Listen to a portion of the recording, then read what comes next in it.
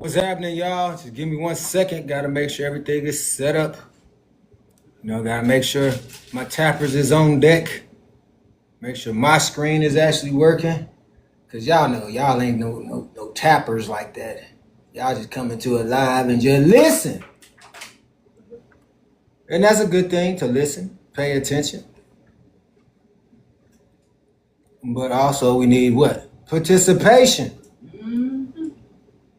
We need y'all to participate and make sure that this live gets out there. We need to make sure y'all get it out there. So I'm gonna make sure I get it out there on my own. Tap my own screen. Watch. Boom, boom, boom. There it is. Wham, bam. Thank you, ma'am.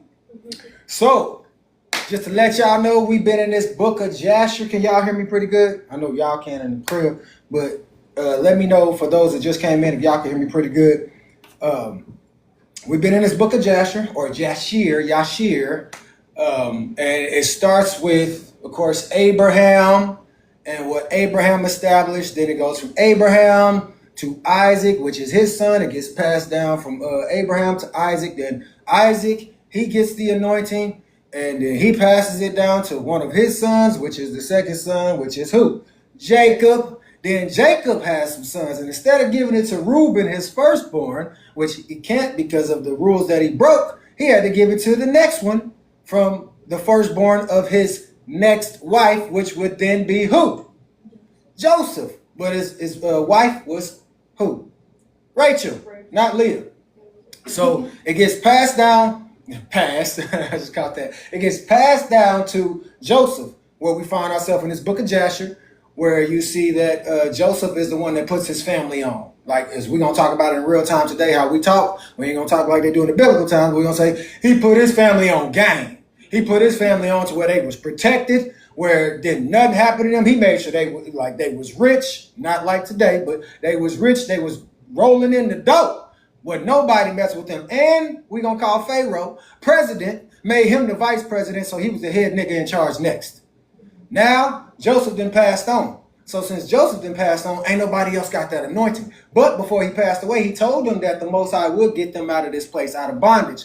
Thus, we bring ourselves to Yashir, chapter 68, where you about to witness Moses coming on the scene. All right, here we go. We're going to read this Father's Heart Ministry, or Abba's Yah's Ministry. We're going to do it like that. Uh-oh, where'd it go? Can't be losing stuff. That's going to get us off the trail. So, hold on, y'all. Oh, there you go. Today's the 8th. Thank you. All right. It says, Abba says today, a vessel poured out will never be empty. A vessel poured out will never be empty. I have called you to be a repository of supply only to meet your own need. I have called you to be a distribution point of wealth out of the needs of the impoverished and to fund the initiative of the kingdom. What did the Most High say he called you to do? Or be a what? A distribution, but a repository. A place where things are stored up. You feel what I'm saying? Yes. Where you will store things up, and you don't store them up for yourself. Yes, you store them up for yourself first, but then you store them up for who? Everybody else. So if you in the position like that, when you in the position like that, how Joseph was in the position like that, everything that he got, he stored it up, not just for himself, he stored it up for him, his mama, his daddy now. Well, his mama was already gone, but still, he stored it up for all them other ones. He didn't keep it for himself. He didn't what we call today gatekeep. He made sure that everybody could eat. Put some fruits in the chat just for the eating. It wasn't nothing that I said, but just put some fruits in the chat because they was eating good. But anyways, the Most High says that you are to be a distribution to them. Has anybody been a distribution to us today in a good way? Has anybody stored up anything for Yasharel in a good way? No, they haven't. No, you can't name one. They ain't stored nothing up for us. They've been stored it up for themselves. That was a question that y'all could have just answered really like. I'm just trying to get some that we don't know. Trying to get some participation in here. Y'all make sure y'all tap the screen, share the live. Let's get it up to 100K and more. But make sure y'all tap screen, share it live, repost it. If you don't know how to repost, just hold down on me and it should say repost, and then you can share it to all those people that's right below you or right to the side of it. Anywho, we haven't had nobody do that for us. We haven't had someone store up the things that we really need. No, we have had them store up things, but it's things that we don't need. We have had them issue out things, but it's things that we don't need. So they're not the ones. You want to know why they ain't the ones? Because they ain't the one that's been called. They ain't the one that's been chosen. They not Yasharel. So they're going to do the total opposite of the Most High. Let me finish this up. Am I yelling? No. Okay. Appreciate y'all. I have called you to be a distribution point of wealth out to the needs of the impoverished and to fund the initiatives of the kingdom. Wait a minute. I thought they said that the kingdom was just going to come to the earth. I thought they said it was just going to come down like glitter or something out of the sky off of one of these cartoons that y'all watch, this Disney Channel stuff. It's supposed to just drop down, right? Huh? Did everything else drop down? No. Did the houses that you see outside, did they drop down? No. The apartments that y'all see, did they just drop down out of nowhere? Did the stores, did the schools, y'all see where I'm going with this? Yeah. Something was built up. So in order for the kingdom to come to earth, guess what we're going to have to do? Build it up. Build it and they will come. You know, Field of Dreams. Build it and they will come. So we're going to have to build something up, which is called the kingdom. Start making things like the kingdom. And that's what we all got a gift to do. You got a gift to braces, baby girl. You got a gift to be able to clean and do all other things, son. You got a gift to teaching and a lot more things. That's part of the kingdom. You going to work for somebody else is not part of the kingdom. You out there doing God knows what that's not a part of the kingdom. It's not for the kingdom. Going to these schools, I'm sorry. We look like fools, but it's not of the kingdom. That's of a whole nother kingdom. Start your own thing. That's what we need to do. Go back to doing. That's what he's saying. Bring the kingdom. How we going to do it? You got a piece of it. You got a piece of it. It's inside of you. What are you waiting for, huh? You know off of the movie? What is that, Scream? One of them. Y'all know what I'm talking about. There is truly a transfer of wealth coming, says the Father. Virtuous, I know you hear me. There is truly a wealth coming, says the Father. But guess who the wealth coming to? It ain't coming to no evil people. It ain't coming to the people that's been doing wrong. The wealth is coming to the righteous ones. As the scripture says in there, it's a revelation. It's a prophecy. The wealth of the wicked is laid up for who? Righteous. So the Most High is going to send you the wealth. He's going to make sure it goes into your Cash App. It goes into your Zelle account. Yeah, what's the other ones they got out there? Was Cash App. Zelle. What's the other one? PayPal, Apple Pay. Thank y'all. All those accounts, they're going to start just dropping in there. Because you doing something that I called you to do is what the Most High says. What Abba says. You called that, so guess what I'm going to do? Hey, son, daughter, whoever you is, I'm going to drop something in their spirit. And next thing you know, they're going to start dropping it in your Cash App, in your bank account, in your Zelle, in your PayPal, in your Apple Pay, in whatever you got to where they can put a transfer of money in, they going to drop it in. They ain't going to be able to deny it because you're going to be the one that's saving it up. You're going to be the one that's taking it and doing the right thing with it. President can't do it because it ain't in him. Congress can't do it because it ain't in him. It's going yes, thank you, sweetie. It's going to be supernaturally done, but it's going to be to the one of what this prompt says. It don't matter who they chose or who they choose. It don't matter because you know why? I was selected for this and I was protected by this from the Most High Yah. It don't matter who y'all choose, who you pick. Your pick is always going to be wrong. Look at your relationships. Always wrong. That's why I have people out here complaining right now about another man or another woman. Because your picker is broken. I ain't picking on nobody because my picker was broken too. There is truly a transfer of the wealth coming, says the Father. Truly. Although many have mocked, saying, where is the hope? Where is the hope of his coming and his promise of all this blessing? Ain't that what they say? Man, I just told them. where is the hope at? Where does this God that y'all be talking about us at? Where he at? Where he coming down? Is he just gonna come down from heaven? He's just gonna rain down. He's just gonna ride a horse, and next thing you know, everybody looking up and we see him. No. Where is it coming from? Where's all this money come from? I know sometimes I'll be like, man, hey, stop sending me them daggum motivationals about, oh, the wealth is coming. He finna do this. He finna deposit this. Bring it down right now then. It's an order. Ain't that how y'all feel? Ain't that how you feel sometimes? Even with the job situation. Yeah. Stop telling me I'm going to get something. Make something happen. Right then and there. Thank you. Or just be patient and wait. It's a process because everything got to align just right at the right time. Thank you. Just like bringing life into the world. It's a process. Mm-hmm. Everything got to align up. And once it lines up, oh, we know. It's over with. It's over for them other nation of folk. What? Don't nobody care? It's over with for them other nation of folk. It's over for all other people that don't know Yasharel or don't want Yasharel to be on top. I know y'all tired of looking at it just like I am. Like, man, put one of us in there. Put a real nigga in there. Put a real one that the Most High chose, like Moses. Since we always talking about Moses. Put somebody in there like Joseph. But it's not going to be who you choose, because you always going to choose the wrong one.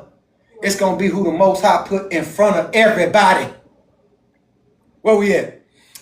His coming and his promise of all this blessing. They only exclude themselves unnecessarily from what I have for them. You know why they do that? Because they don't want to see that the Most High is the one that's going to do it. Right. They don't want to face the facts that it's somebody that you don't know. It's something that you can't see. You ain't going to be able to see until I'm ready for you to see it. Yeah. It's a certain time for it. Don't be this person. Let me say it one more time. Don't be this person doubting that the Most High can do something in your life. Don't be the one that's saying, when is it going to happen? Man, when is it going to happen? Mm-hmm. I'm tired of hearing this. It sounds like that little girl on that movie Holes. I'm tired of this, Grandpa. What Grandpa say? Well, that's too dang bad. You keep digging. That's what we talk. That's how we sound to the Most High. I'm tired of this, Father. Well, that's too dang bad. You keep on waiting. You keep living. Y'all, don't keep doing. You keep on digging. Don't be this person. Don't sit in the seat of the scornful. They will always come up empty-handed, and then their empty-handedness affirms their skepticism and their unbelief. Don't hang out with people that are scornful. Don't hang out with people that want to talk down on other folks, because you're going to get the same reward they get. You're going to be sitting in the same seat they is. Wow, I'm going to be sitting like this right here. This is my first time sitting down. But I'm going to be sitting right here with my feet kicked up. Because you know what? Y'all going to be my footstool. I'm going to prop them up just like this. Y'all going to be my footstool. That's how the Most High is. My footstool. Y'all the ones that put me on. So y'all got to be up under here. Because y'all didn't want to do it the way that I told you to do. Y'all didn't want to do what I had called y'all to do. Y'all want to do it the enemy's way. So you can sit just like the enemy, up under my feet. Amen, windows and walls. That's what Brother Mark, he always saying. That's what Paz be saying. And it is an insidious trap to fall into. Insidious trap, a devilish trap, an evil trap to fall into. When you hanging around these folks, when you indulging with them, when you fraternizing with them, all of that, it's an insidious trap. Y'all ever seen the movie Insidious? Yeah. You don't need to watch it no more, but I'm just saying it like this, straight up. You didn't fell into a trap. You didn't fell into a whole nother realm, a demonic realm, a witchcraft realm, a warlock realm, an Egyptian realm. But I am convinced better things of you, my beloved. See, the Most High still got a belief in you, got a hope in you that you're going to wake up and you're going to come out of it. That you ain't going to be in that trap for long. The only way you're going to be able to come out of it, is you're going to have some strong faith. You're going to have to get back in the word like I did, like she did, like y'all learning to. So you can finally see the revelations that's inside of this book that everybody tell you to stay away from. You see, says Abba, you have a place at my table. You see, look right there. You see, says Abba, y'all got a place at my table. I got a place at his table. Even as the elders in Israel sat at a table I had prepared in the wilderness, and I walked among them in my glory. Every place I put my foot, there came sapphires and precious jewels, because you can't be in my presence without witnessing and benefiting from the abundance that emanates, from my very being. Whenever you're in the Most High's presence, whenever you're in a kingly presence, it's always going to be like what you done seen on Coming to America. We got ready to watch that Yeah. yesterday. Oh, y'all gonna watch that? Coming to America, where it's petals thrown out. And this ain't no wedding. It's petals thrown out. It's rice. It's a red carpet laid out, or a gold carpet laid out, where you can walk on. We ain't walking on nothing nasty. We walking on everything that's of royalty. Gold. Walking on gold. Walking on gold. Like the yellow brick road on, what's the movie called? The Wizard of Oz. They say, ease on down the road. Ease on down the yellow brick road. We're going to be walking around the gold road, not yellow brick. Right. It's going to be gold. Royalty. Not gold plated. You are not born of lack, says Yahuwah. You are not a creature of impoverishment or downturn. Wrap your faith around this great fact and know, as your most basic entitlement paid for you in the full work of Calvary. Y'all know who that is. That's Yahushua. Yeah. Or some would say Jesus. Yahushua. Whatever names they want to use today. We saying Yahushua. Huh? Like he said, it's already established. Yeah, it's already been established. But he said, when you come into the world, you shouldn't have no lack. My brother that just had a daughter, when she came into the world, like it was nothing lacking for her. She got a place to stay. She got a crib. She got all these things. And she even came in with blessings. Came with a lot of blessings for this brother. But that's what the Most High did. Because of his patience, or as my baby said earlier, the process. It was a process. Yeah. We wanted it to happen right then and there. But the Most High said, wait till baby girl comes into the world. It's going to be some changes around here. There's going to be some things moving around here. So, you know what that tells me? Have some babies, and your blessings is going to come. Bring children into the world. Blessings going to come. They ain't going to lack nothing. Especially the way they finna come this time. It's a process. Y'all understand? It's a process. Don't let nobody tell you to rush the process. And I'm not quoting this whole little LeBron James situation, but still, don't rush the process. Trust the process of Yahuwah. All praises. Let's move on. Trust the process. Trust the process. Oh, I trust the process. Been trusting the process. Can't nobody tell me that I don't trust the process.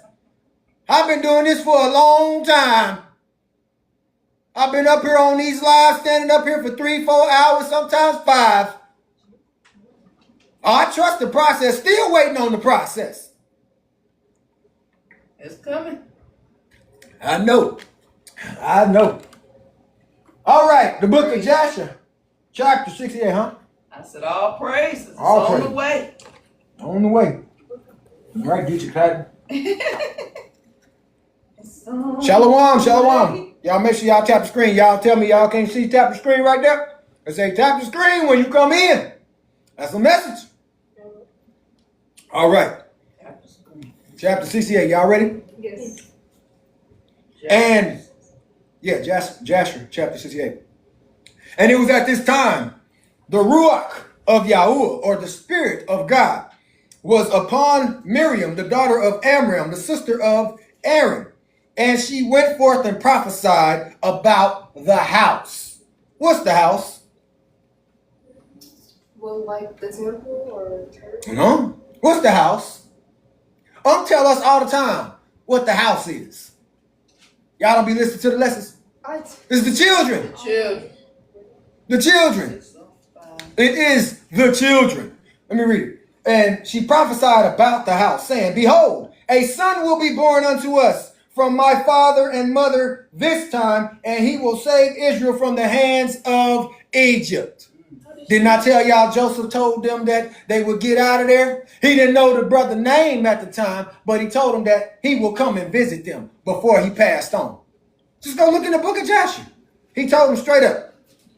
And now Miriam, a prophetess, not a prophet, but a small little prophet. It's a little girl out of the mouth of babes. comes and prophesies unto them and says this, behold, a son will be born unto us from my father and mother this time, and he will save Israel from the hands of Egypt. She straight up told y'all the order of things. Father and mother, I'm in verse 2 of 68. Father and mother are going to have a child. Did she say, my mama and my mama gonna have another child? Or they're gonna adopt a child? Did she say that? Did she say my two daddies is gonna have a child? They're gonna adopt a child. Did she say that? Nope, she said the order of things.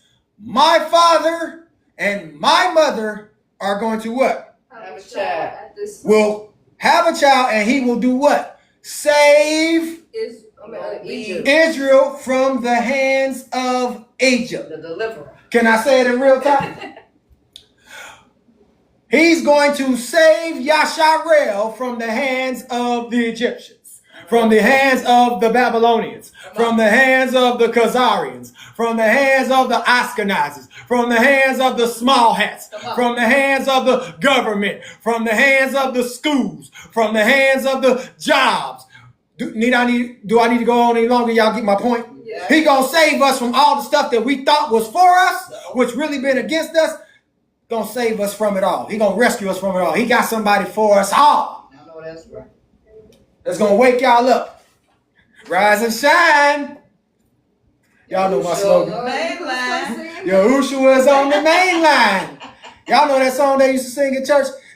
Y'all, do you know the song? I've heard it. Rise and, or they say rise and shine, Jesus on the main. Well, it says Jesus on the main line, not rise and shine, but it just say Jesus on the main line. Yeah. Well, we saying rise and shine, Yahushua is on the main line. He gonna say All the time, man. That's the prayer line. Here we go. That was our prayer line. 2. Thank you. And when Amram heard the words of his daughter, he went and took his wife back to the house after he had driven her away at the time when Pharaoh ordered every male child of the house of Jacob to be thrown into the water. So what y'all think that man went and did? That's verse 2. He ain't throw nobody in the water. Listen, okay, you got to remember, the daughter of him, slow it down, okay? The daughter of him told them that they getting ready to have a child, is going a brother. She finna have a brother. He finna come into the world, and he finna save all of Israel from the Egyptians. So the daddy heard this. The wife ain't nowhere to be found. Remember, all of them is gone because they was throwing babies into the water. They was unaliving them. So Yahweh looking like, oh snap, let me go get my wife. Said I'm finna have a child. What you think that they did next? What you think he did next? Get it in. I'm finna get it in. I'm finna bring that child into the world. I'm tired of being in slavery. I want all Israel to be saved. She just prophesied and said that I'm finna bring, me and her mother finna bring a son to the world. So we gotta get to work. Oh, We got all that popping, all that pumping. No, you something. So Amram took Jochebed, his wife, 3 years after he had driven her away, and he came to her and she conceived. There you go. After 3 years. No, he just spoke to her. He just spoke to her stomach and she just popped up pregnant. He just went and got it and said, baby, what's her name? Miriam said we finna have a child. Mm-hmm. No, ain't none of that going on. You got to put it into action. Faith without works is dead. Put some fruits in the chat. Y'all better quit playing. This word be talking about having relations. And at the end of 7 months from her conception, she brought forth a son. Which son is this? Moses. She brought forth a son, and the whole house was filled with great light, as of light of the sun and the moon at the time of their shining. And when the woman saw the child, that it was good and pleasing to the sight, she hid it 3 months in the inner room. You know why she had to hide this baby? He was special. Yeah, he was special, but what else?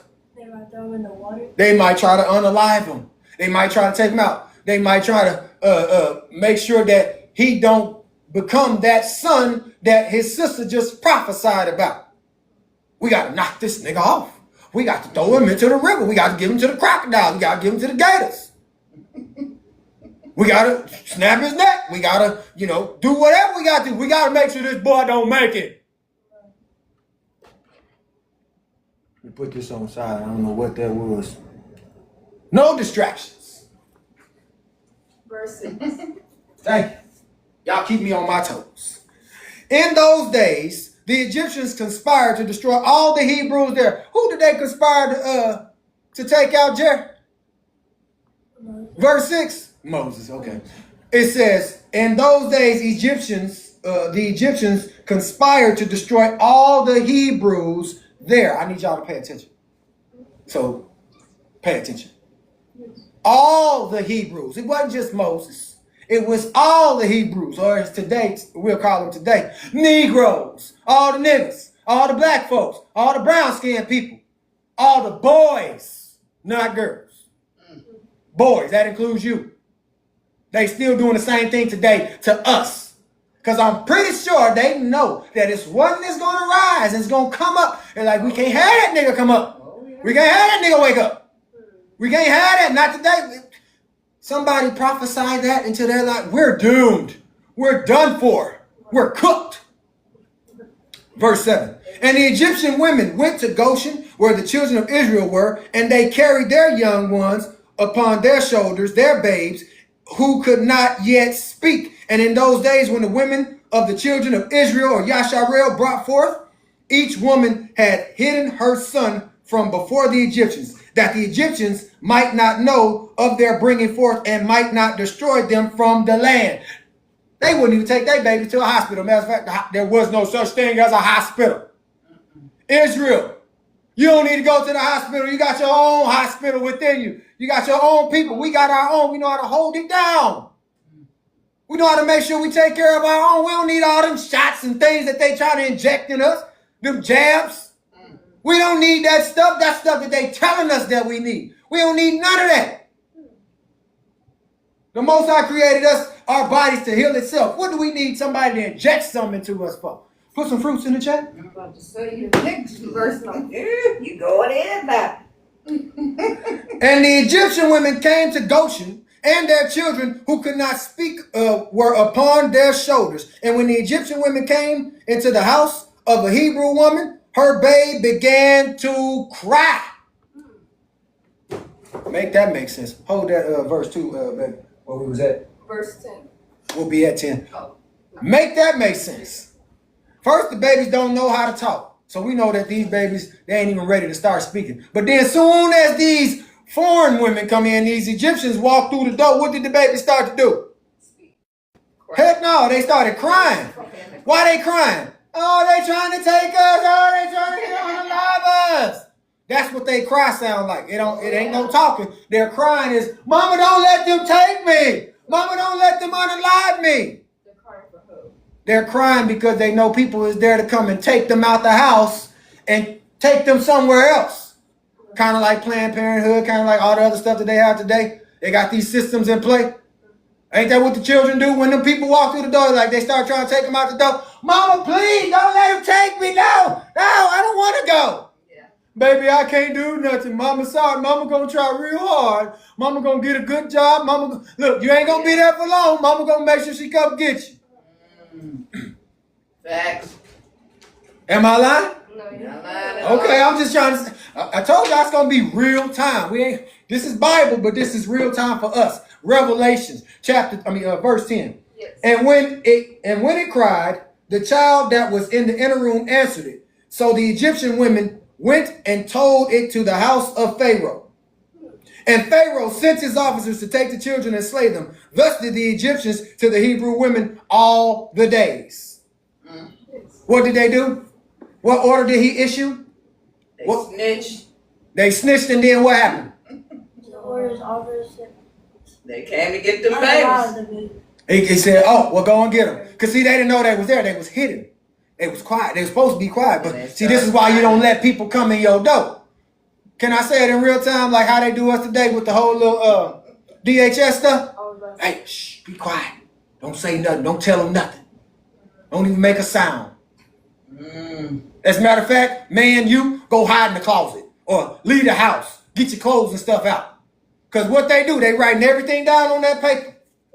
Who in this house, what you got, and they taking it back to the government or to their agency. Oh, yeah. They really And then they going to make sure they take your benefits Yeah, from you. they do. This is how it happens. This is what they did to them. But see, what they did is they went back and told Pharaoh. Pharaoh said, fine, go into that house, go and take all them out and go and knock them off. You know why Pharaoh's doing this? Jealousy. Yeah. He knows that his time is short. It's up. Kind of like the enemy. They say the enemy, he knows that his time is short and it's about to be up. That's real. That is the same exact thing that we're dealing with today. Even they know. The president, them, all the other nations, and people out there, they know that their time is finna be cut short. Yeah. All Yasharel got to do is rise up. Yeah. That's all we got to do. The Most High waiting on us. Humble ourselves. Pray and seek his face. It's going to happen. Trust me, it is. As soon as people get sick and tired of being sick and tired. That's it. Come on. 12. And it was at that time, about 3 months from Jochebed's concealment of her son, that the thing was known in Pharaoh's house. And the woman hastened to take away her son before the officers came, and she took for him an ark of bulrushes and daubed it with slime and with pitch, and put the child therein, and she laid it in the flags by the river's brink. Y'all see this, baby? That boy be Moses. I came up with this prompt. I had to ask some questions and ask her to put some things, but that's supposed to be Moses in that basket. This is the one that was selected, that was protected. Chosen. The chosen one. Selected and protected. Long before he came into the world, like the scriptures say. I knew you before I formed you in your mother's womb. Come on. Miriam knew about Moses before Jochebed and Amram knew about Moses. She knew that that boy was coming into the world and he was going to be the Savior. Because the Most High put that in her spirit. That's deep. Predestined.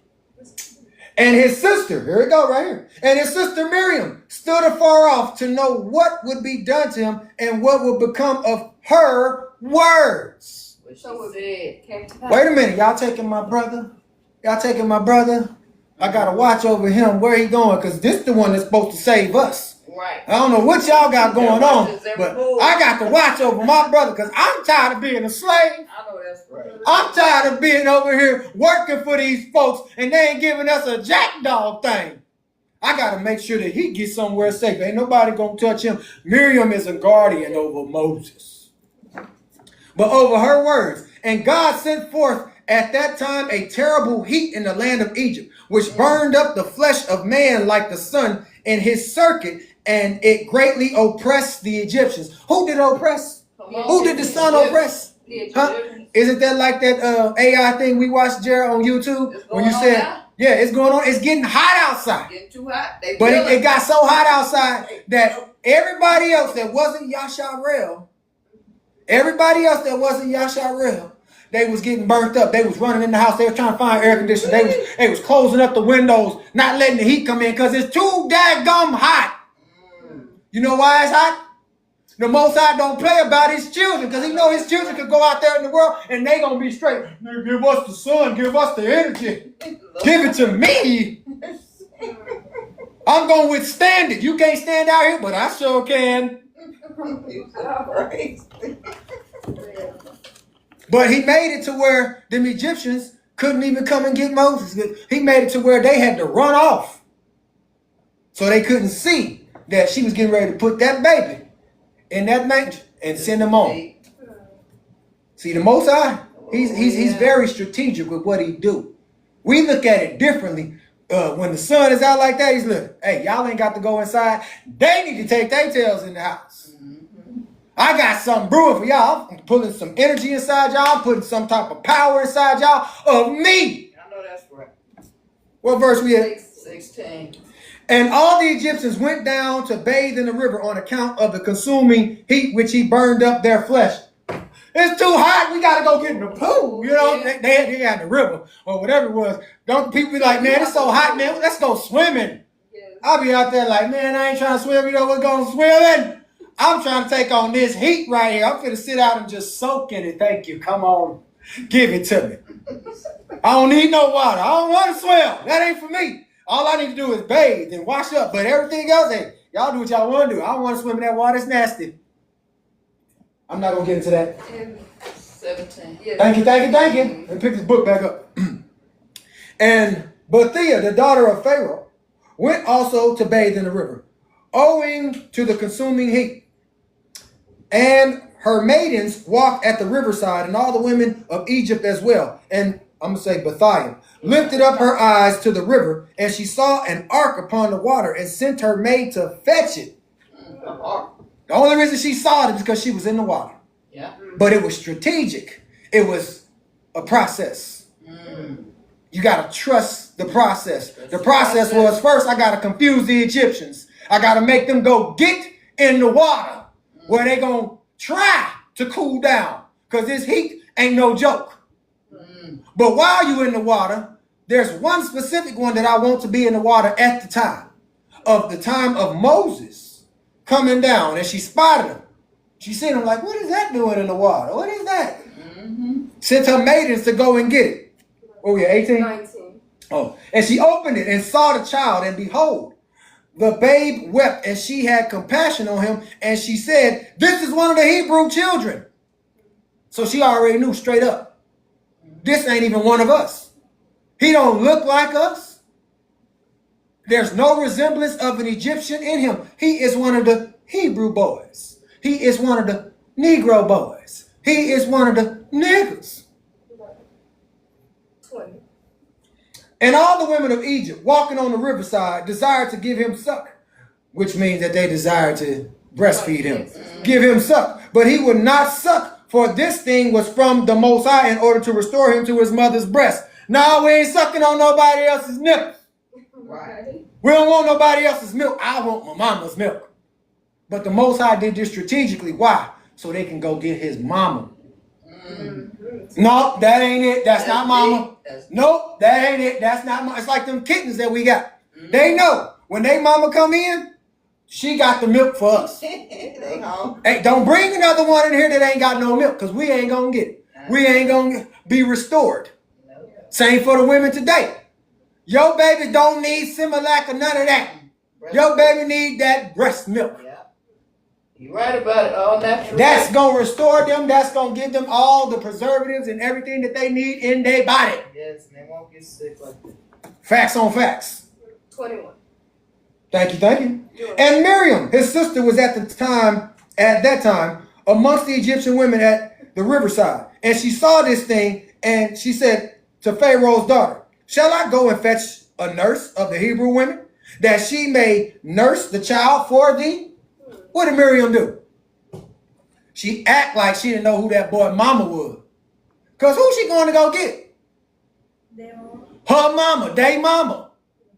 Should I go and get one of the Hebrew women for this Hebrew boy that y'all got? Because Miriam on the spot, she on the lookout. She checking it out. Yeah, go get him. Go get her, excuse me. Go get her.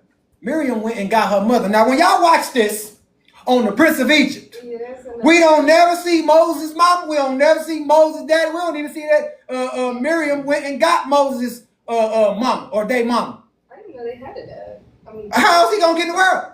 I'm saying like he wasn't around. Right. But the story it's not in that movie that you watch. It's in the book that you read. But getting back to it, she went and got her mama to nurse him. Where in the movie they make it seem like Moses didn't even know who his people was. Why? You finna find out. Moses knew who his people was. What you think the mama gonna be doing while she up there breastfeeding him? Oh yeah. Telling him everything that he need to hear. Not that he want to hear, but that he need to hear. Telling him who he is, where he come from. He ain't finna be confused. Furthermore, I'm your mom. I'm your mama. I'm your mom. Ain't nobody else out here your mama. Ain't nobody else gonna take care of you like this. But baby, I got to protect you. 22? Yes, 22. Oh Lord. Are you Pages. kidding? 68 of 22. Yes. And Pharaoh's daughter said to her, let me turn it back over. Go. And the young woman went and called the child's mother. Told you. They be lying to us. But you start reading the story for yourself, and like the scriptures say, study to show yourself approved. You'll see it. 20. And Pharaoh's daughter said to Jochebed, take this child away and suckle it for me, breastfeed it for me, and I will pay you the wages, 2 bits of silver daily. And the woman took the child and nursed it. I know that's Do right. y'all see what they do? Yes. They take your child from you, then pay you for your own child, for your own thing that you're supposed to do without even payment. You're supposed to do this on your own. You're supposed to get paid to nurse your own children. But she wants to keep this child. So I'm going to pay you to breastfeed the baby. Any women got any comments to that? Do y'all see any irony in there? No. They take your child away from you, and then they do what? Pay you to get, or make you pay to get your child back, whatever it is. Reverse.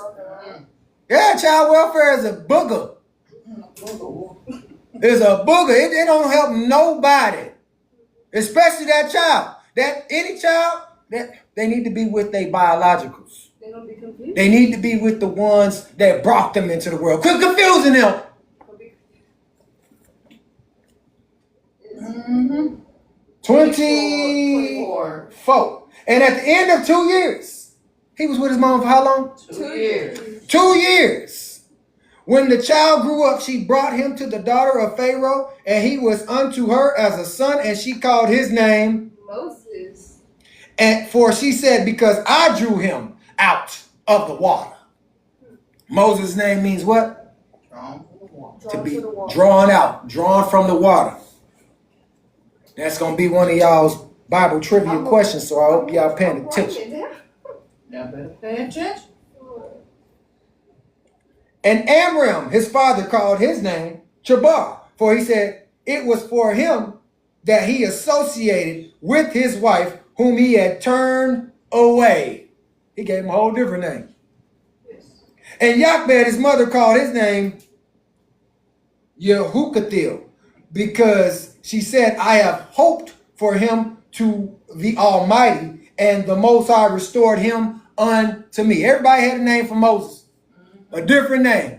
His daddy named him Kabar, his mama named him Yektuel, or however you say the name, Yektuel, and then the Egyptian woman named him Moses. And Miriam, his sister, called him Jared. Dang, this thing got a lot of names. Jared, for she descended after him to the river to know what his end would be. And Aaron, his brother, called his name Abi Zanuk, saying, my father left my mother and returned to her on his account. And Kahath, the father of Amram, called his name Abigdor, because on his account did the Most High repair the breach of the house of Jacob, that they could no longer throw their male children into the water. So Moses' name or names meant something to everybody. They all gave him a different name, but all those names was on how he helped them, right, how he was brought into the world, how he took my father back to the mother, how he was conceived, how he is the savior of Israel, how, what is the other one? He was taken out of the river. And the last one was how he returned, to her on his account. Yeah, returned to him on his account. And then the next one is the reproach or the repair and the breach of the house of Jacob, to restore. Every name meant something. Don't y'all know that all of us got names like that? Oh. It means something. I got a whole bunch of nicknames. I ain't going to tell y'all every single one of them. If y'all just know me as Pass or Knowledge. My family got a whole bunch of other names for me. It's like this one lady. Well, I won't say lady. She was a mother to us when we was young. She passed away not too long ago. But she always called me Badness. Badness. I was a bad twin. So Badness. Then Mama White. Shoot, this a whole bunch. I ain't going to get into it. But I got a whole bunch of names and they all mean something to everybody. Same for y'all. Y'all got nicknames that mean something. Oh, yeah. And their nurse called him Abi Soko, saying, in his tabernacle was he hidden for 3 months on account of the children of Ham.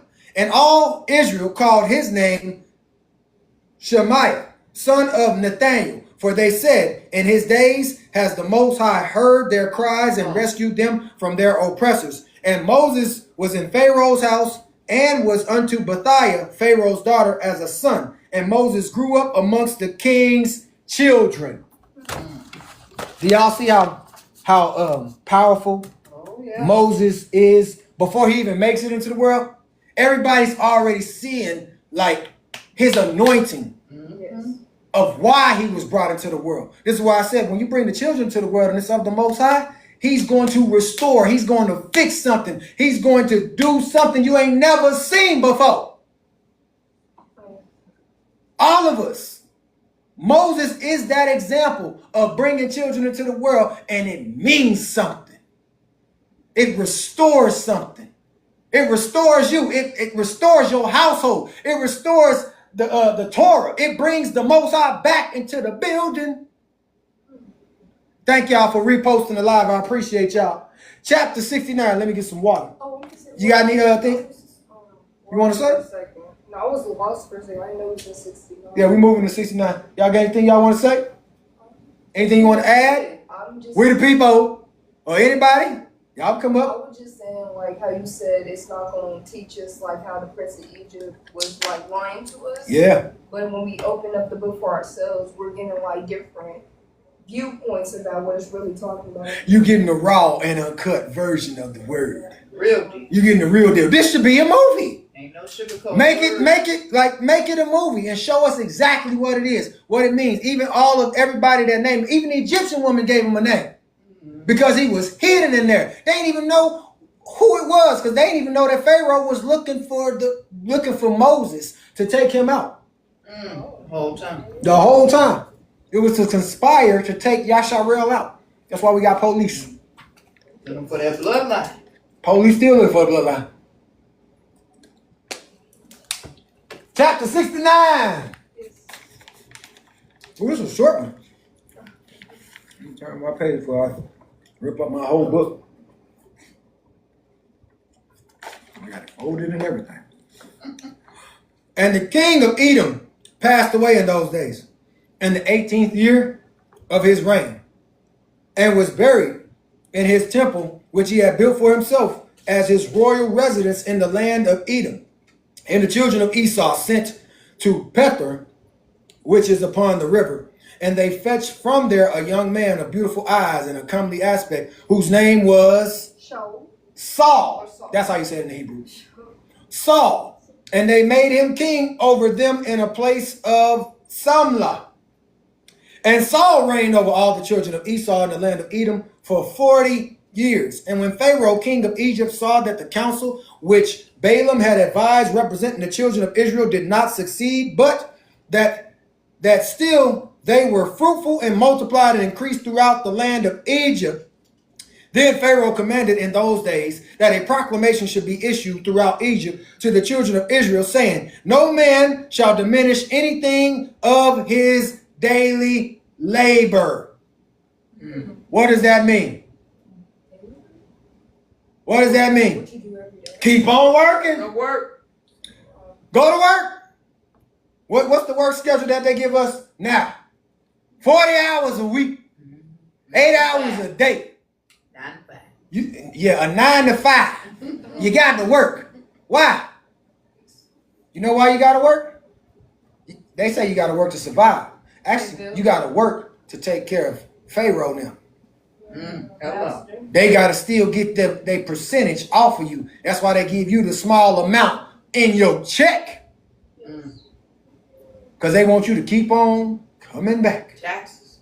They want to tell you that you're not a slave, but you is. We are. We are slaves. Verse 6. And the man who shall be found deficient in his labor, which he performs daily, whether in mortar or in bricks, then his youngest son shall be put in their place. What are you supposed to do? Hey, let me train you up in the way that you should go, so when you get older, you don't depart from it. And I ain't talking about the ways of the Most High. Let me train you how to go out and work like a slave, nigga. So you get old, you ain't So that way, when daddy get old and he retire or he unalive, then his son know what to do next. You know what to do. That part. You know what to do.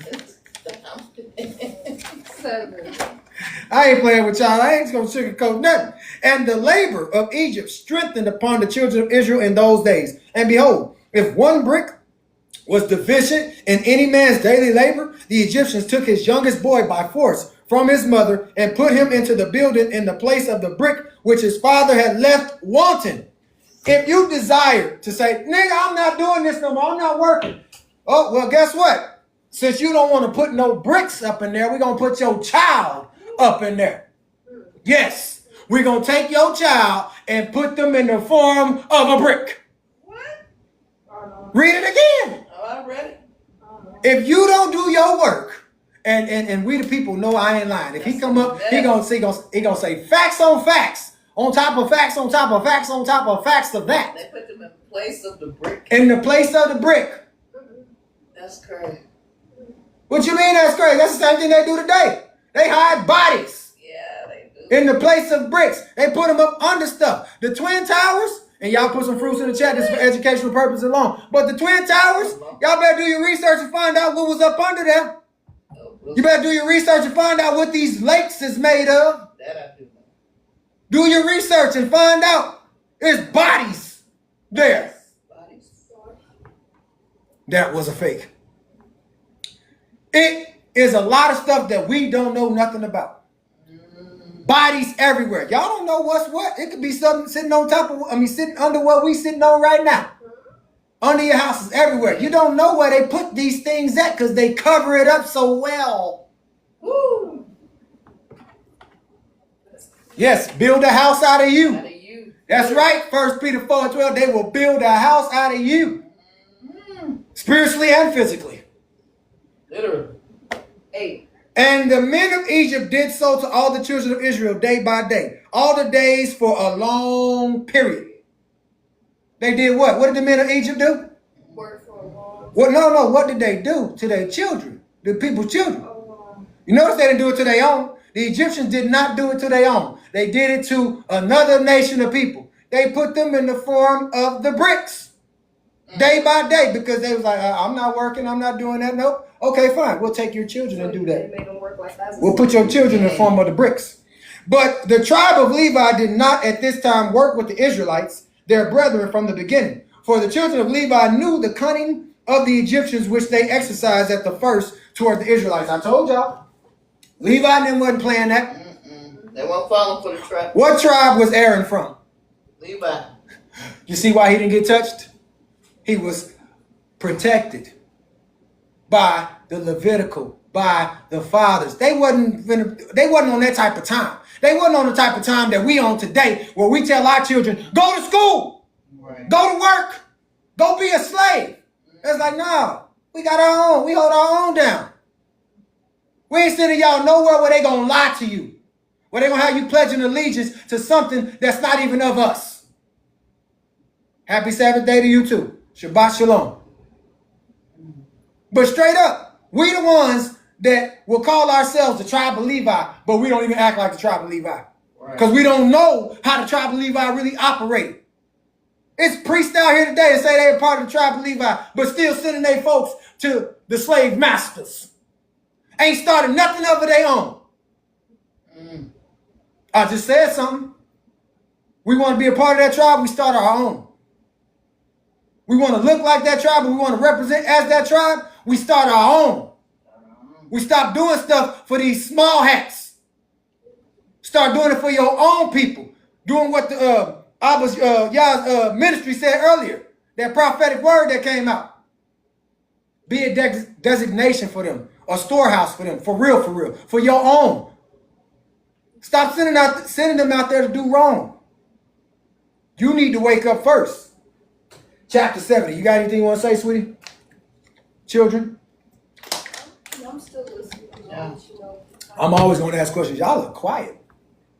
Well, this is the first time a puzzle that came up in I don't know how long. Talking about the sister. Chapter 70. I'm ready. What we at on here? Okay, we on our way. And in the 3rd year from the birth of Moshe, or Moses, Pharaoh was sitting at a banquet when Al-Parinth, the queen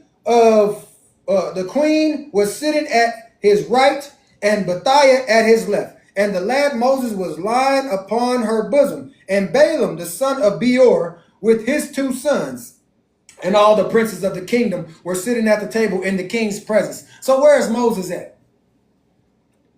Where is Moses at, y'all?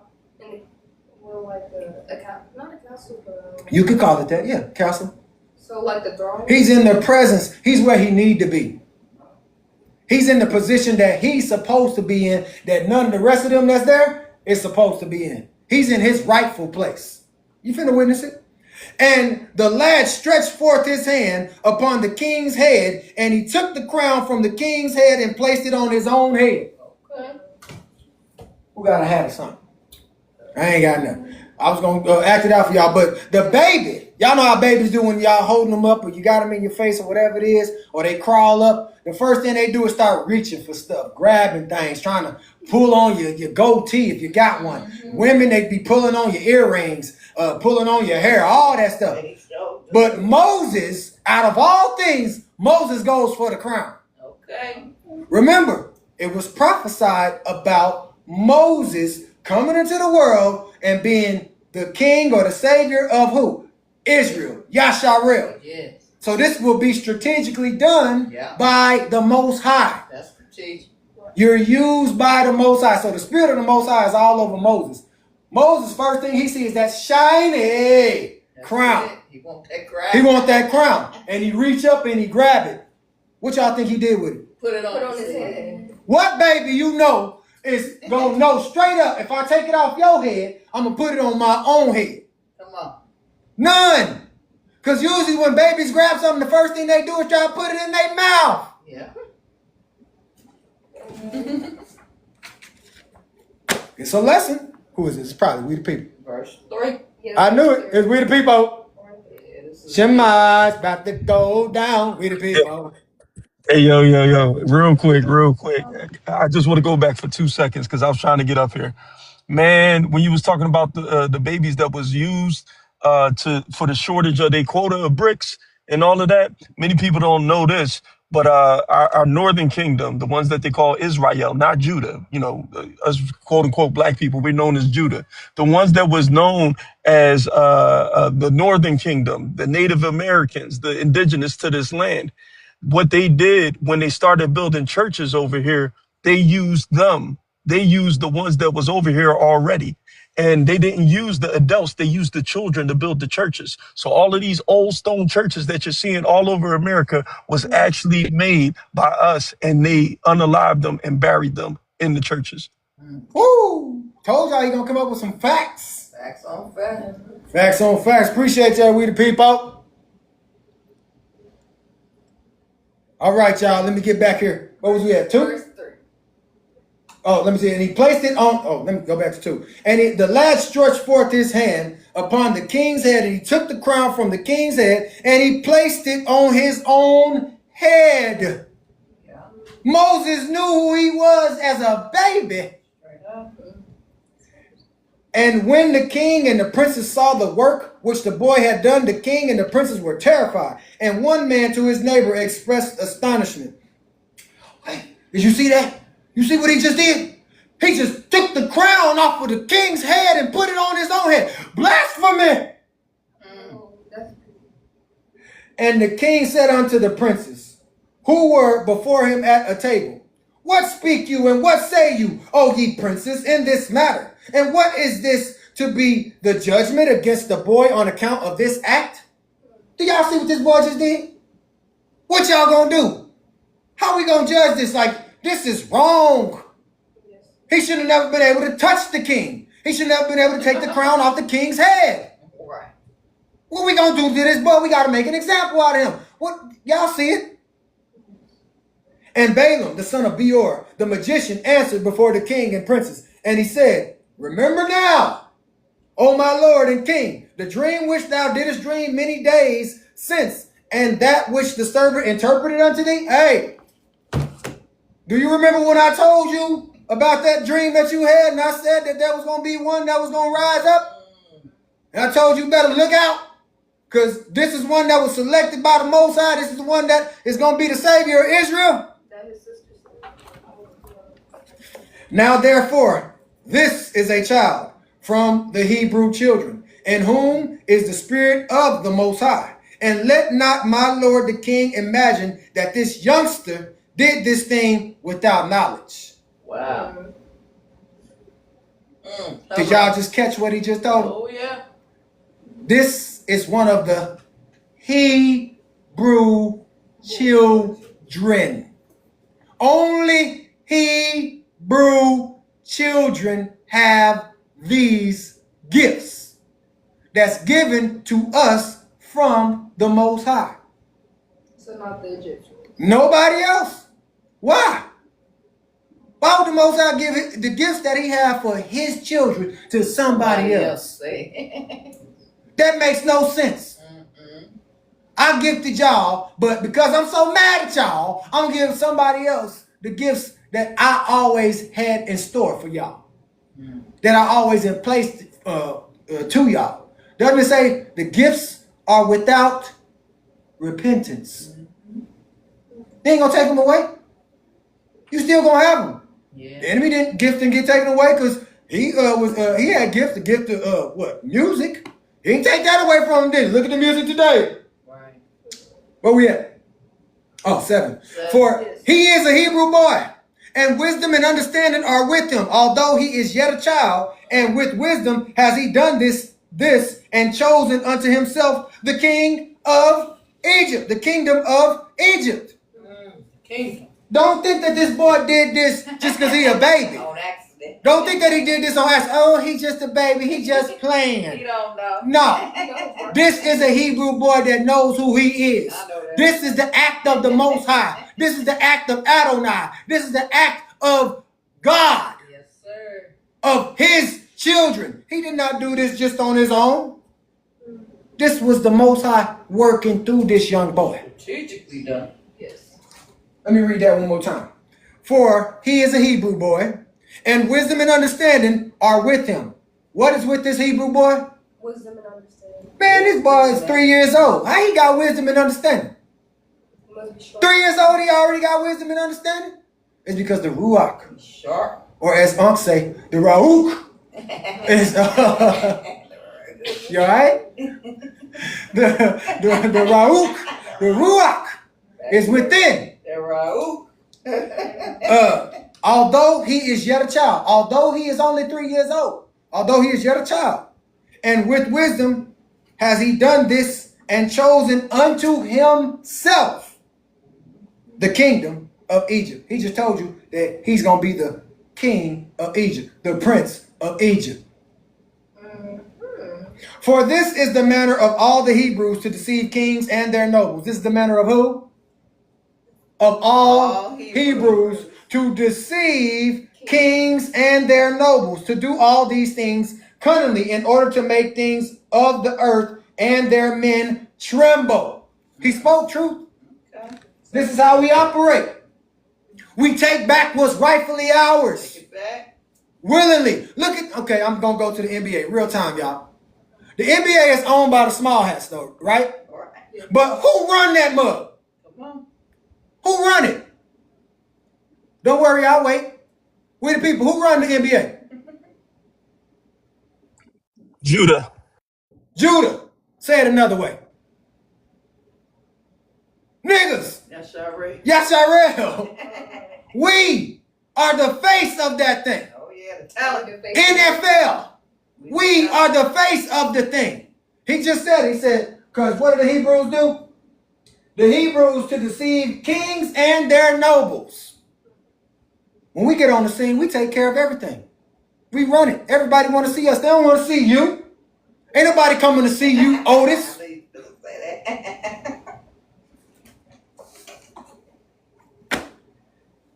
Verse 9. Thank you. Surely thou knowest that Abraham, their father, grandfather, acted thus, who deceived the army of Nimrod, king of Babel, and Abimelech, king of Gerar, and that he possessed himself of the land of the children of Heth and all the kingdoms of Canaan. Y'all remember when Abraham did it? How did he do it? Sent that woman up in there. Hey, you my sister. You know, we're not together. What happened? The plague started coming on, or they found out that it was his sister. I mean, his wife. The niggas. Say it again. The niggas. Why? They found out who it was. They was like, oh snap, we got to give them back everything. Here, man, take this woman. Here goes some more stuff with it. We don't cause no curses to come upon us. What did Balaam of Peor just tell the king? What do the Hebrews do? We take over everything, as DJ Khaled said, because we taking over one city at a time. Straight up, we do. No. We gonna take over, and we about to take over, Yasharel. Come on. It's our time now. It's been our time. We just been biding our time, waiting for the right time. The Most High was like, just wait, just wait. Sit back. Just sit back and relax. Just sit back and wait. Just woo. Y'all don't even know how it's gonna happen, how it's gonna go down. But Moses is that right now. Abraham was that. He finna give you a rundown. Verse 10. And that he descended into Egypt and said to Sarah, his wife, she is my sister, in order to mislead Egypt and her king. His son Isaac also did so when he went to Gerar and dwelt there. And his strength prevailed over the army of Abimelech, king of the Philistines. He's giving them a rundown again, y'all. When we step on the scene, when the chosen one, let me say it like that, not we, but when the chosen one, the real one, step on the scene, guess what we do? We take back everything. Oh, that's right. You got to give us it all. This is our book. This is our history. This is our revelation. This is our prophecy. Nobody else should be teaching this. It's supposed to be the one that the Most High selected, he elected, and he protected. Let me calm down. No, you on point, man. Listen, we don't. I seen the comment, brother May. He said that we don't run the NBA. You sure enough right, man. As far as it goes with the finances and da da da. But try to. I'm not talking try about to an play. innocence. Oh yeah, I'm I talking know what you about, mean. Try to play the game. Try to play the game without us. yeah. Matter Okay. of fact, there was a player named LeBron James. They couldn't make the schedule until he decided on which Team he was team going to play for. that he was going to go to. I thought they was running it, or they waiting on us. They Or was matter of waiting on fact, him to make a decision or to follow the contract. so who's really running what? They know that they not running it. They only running it because we blind, we not woke. The Most High ain't gave it all over to us, because if he gave us the NBA, Let me we go would give on. it back over to Egypt. I'm telling you like this. Like we the people just said, try to play the game without us. Try to play the game without Yasharel and see how many people gonna watch that thing. Say that. It might be an astonishment, like, oh my gosh, they're really walking away. They're really not playing today. They're It'd be really like watching boycotting. golf. Oh my gosh, they're not playing football anymore either. Oh, they're not acting. They're not doing any of it anymore. Where are they gone? We woke up and realized who we are. And that's what it's going to take. We woke Like up and watching realized golf. we don't need Ashkenazi. We don't need Khazarians. We don't need small hats. We don't need to do what they called us to do. We don't need to lead our people astray. We don't need to rap that nonsense. We don't need none of that bull crap. Come on. Yeah. Try to, man, It's like try watching to run paint dry. TikTok without us. Try to run YouTube without us. Try to have any social media platform without Yasharel. Nope, it ain't working. It ain't gonna work out. Cause all y'all do is watch us and then try to imitate us. Yeah. And then get rid of us when you think you learn what we know. Yeah. But see, we tired of that. They ain't finna get rid of nothing no more. They can't get rid of nothing no more. Look, it's over with for that. It's time out for all that. Our people are starting to wake up and realize y'all ain't our friends at all. Y'all ain't never meant us no good. And if that sucker's still in the live talking that, remove that sucker. Nah, man, he good. He good. He was just making a point because, like, it looks like we running it, but we ain't really running it. Like, now I'm saying it, and I understood where he was coming from. Like, now I'm saying I think it was friendly fire. But either way, man, I want to say this, man. To the young ones that are listening, do y'all not see who the Most High is using? He's using the children. He's using the ones they're not the adults. So why you so sleep? Why won't you wake up to his word? Why won't you just trust in him to go ahead and take the step to do what it is that you're supposed to do? The Most High showing you who he fitting to use. He got I rid of agree a with you. whole older generation, and he I agree comes with you, in. brother. I Yeah, agree with facts on that. I facts. agree with that because I have a child in the NBA. Okay, and all Oh, they you want, do? yes, I do, and all they want the younger they are. That's what they want. If you're 20, if you're 21, 22, you're considered old in the NBA. So what you said is true, brother. You're saying Yeah. so. It's up to They just us. recruiting them. They just It's recruiting them. up to us. It's up They to us recruiting us. to lead them the right way. But this land we're in, they love that money and that power, and there's a whole nother God that they serve. So it's up to us to, like you saying, to lead our children the right way. Facts. It is. Look at it like this. You know how we were talking about it earlier about how they put them in the form of the bricks. Look at that today. That's the same thing they doing when they recruiting our children. When they're recruiting them to the NBA, the NFL, or whatever it is they're doing. Yeah, they put them in the They're place of the bricks. making them If we were short a brick, they would put our children in there to make up for the brick. Is that what you're talking about? exactly. Yes, sir. I If agree we with you. short somebody in the NBA, we're gonna pull somebody else in. We short somebody in the NFL, we're gonna pull another one in. We're gonna just keep on stacking it taller and taller until they finally realize that we're using them. Well, But if they I walk agree. away, I if they agree walk away, we'll take because their finances from them. That's what they do to people when they try to exactly, make them afraid. exactly. So that's what makes it very hard.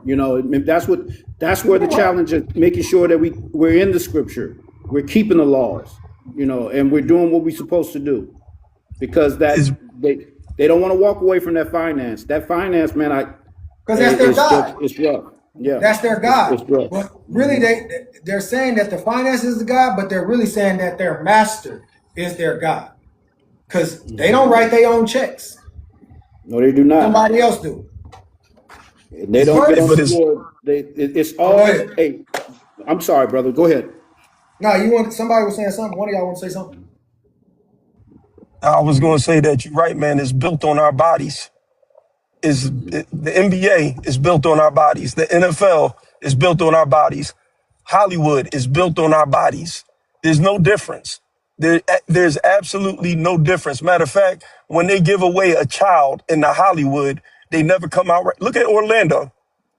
I can't think of his last name. I think it's Orlando Orlando Brown. Brown. Yeah, yeah, yeah. Look, and sometimes he be trying to tell you the truth in his little convoluted way on what they really be doing. That man was on what was that? Major Pain. Like he was a young boy. He was Like now in I'm saying, Major Pain. He was on Family Matters. Orlando, yeah. yeah, That's So He was in Raven. everything. It's a lot man. of stuff, man.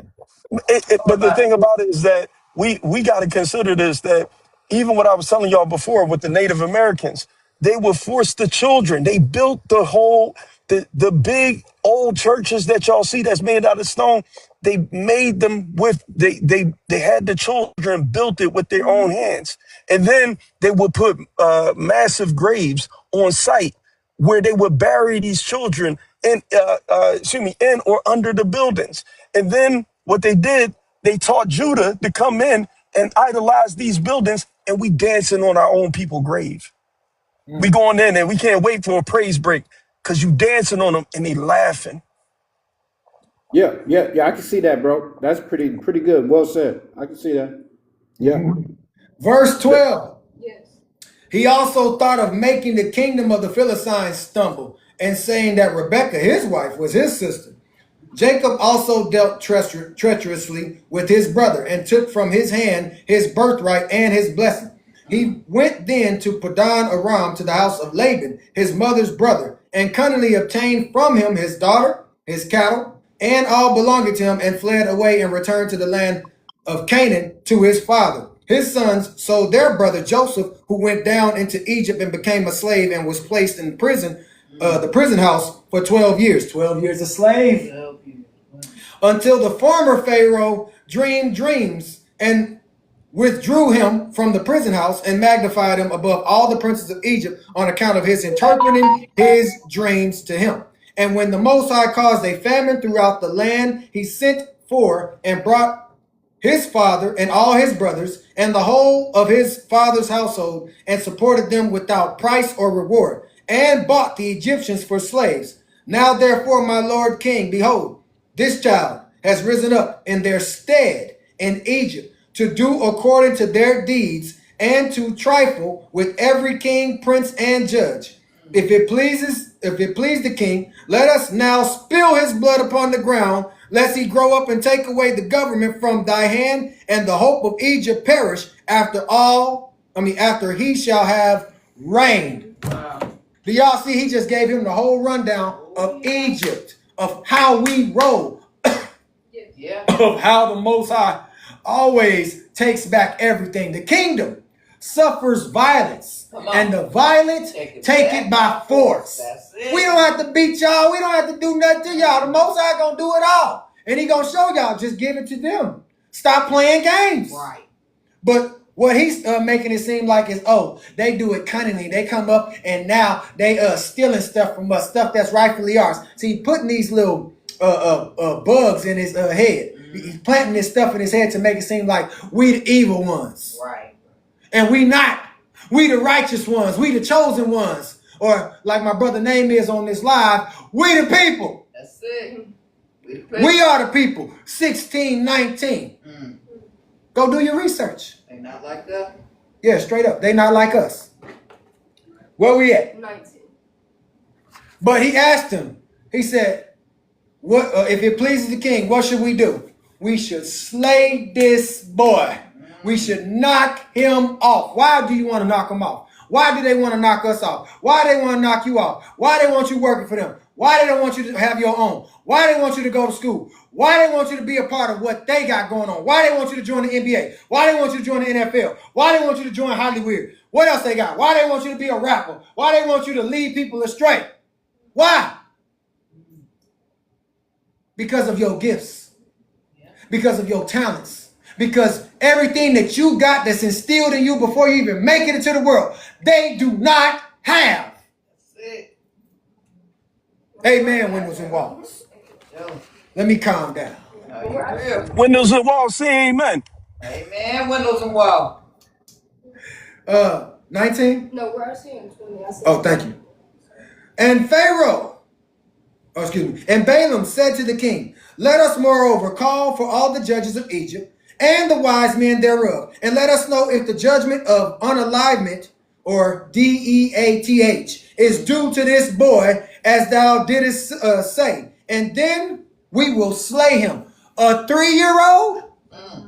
Y'all that much press? Y'all that scared that this boy gonna rise and become something that y'all want to knock him off? They scared. Who evil? He know the power in that 3-year-old. Y'all, they do that to us still today. This ain't nothing new under the sun.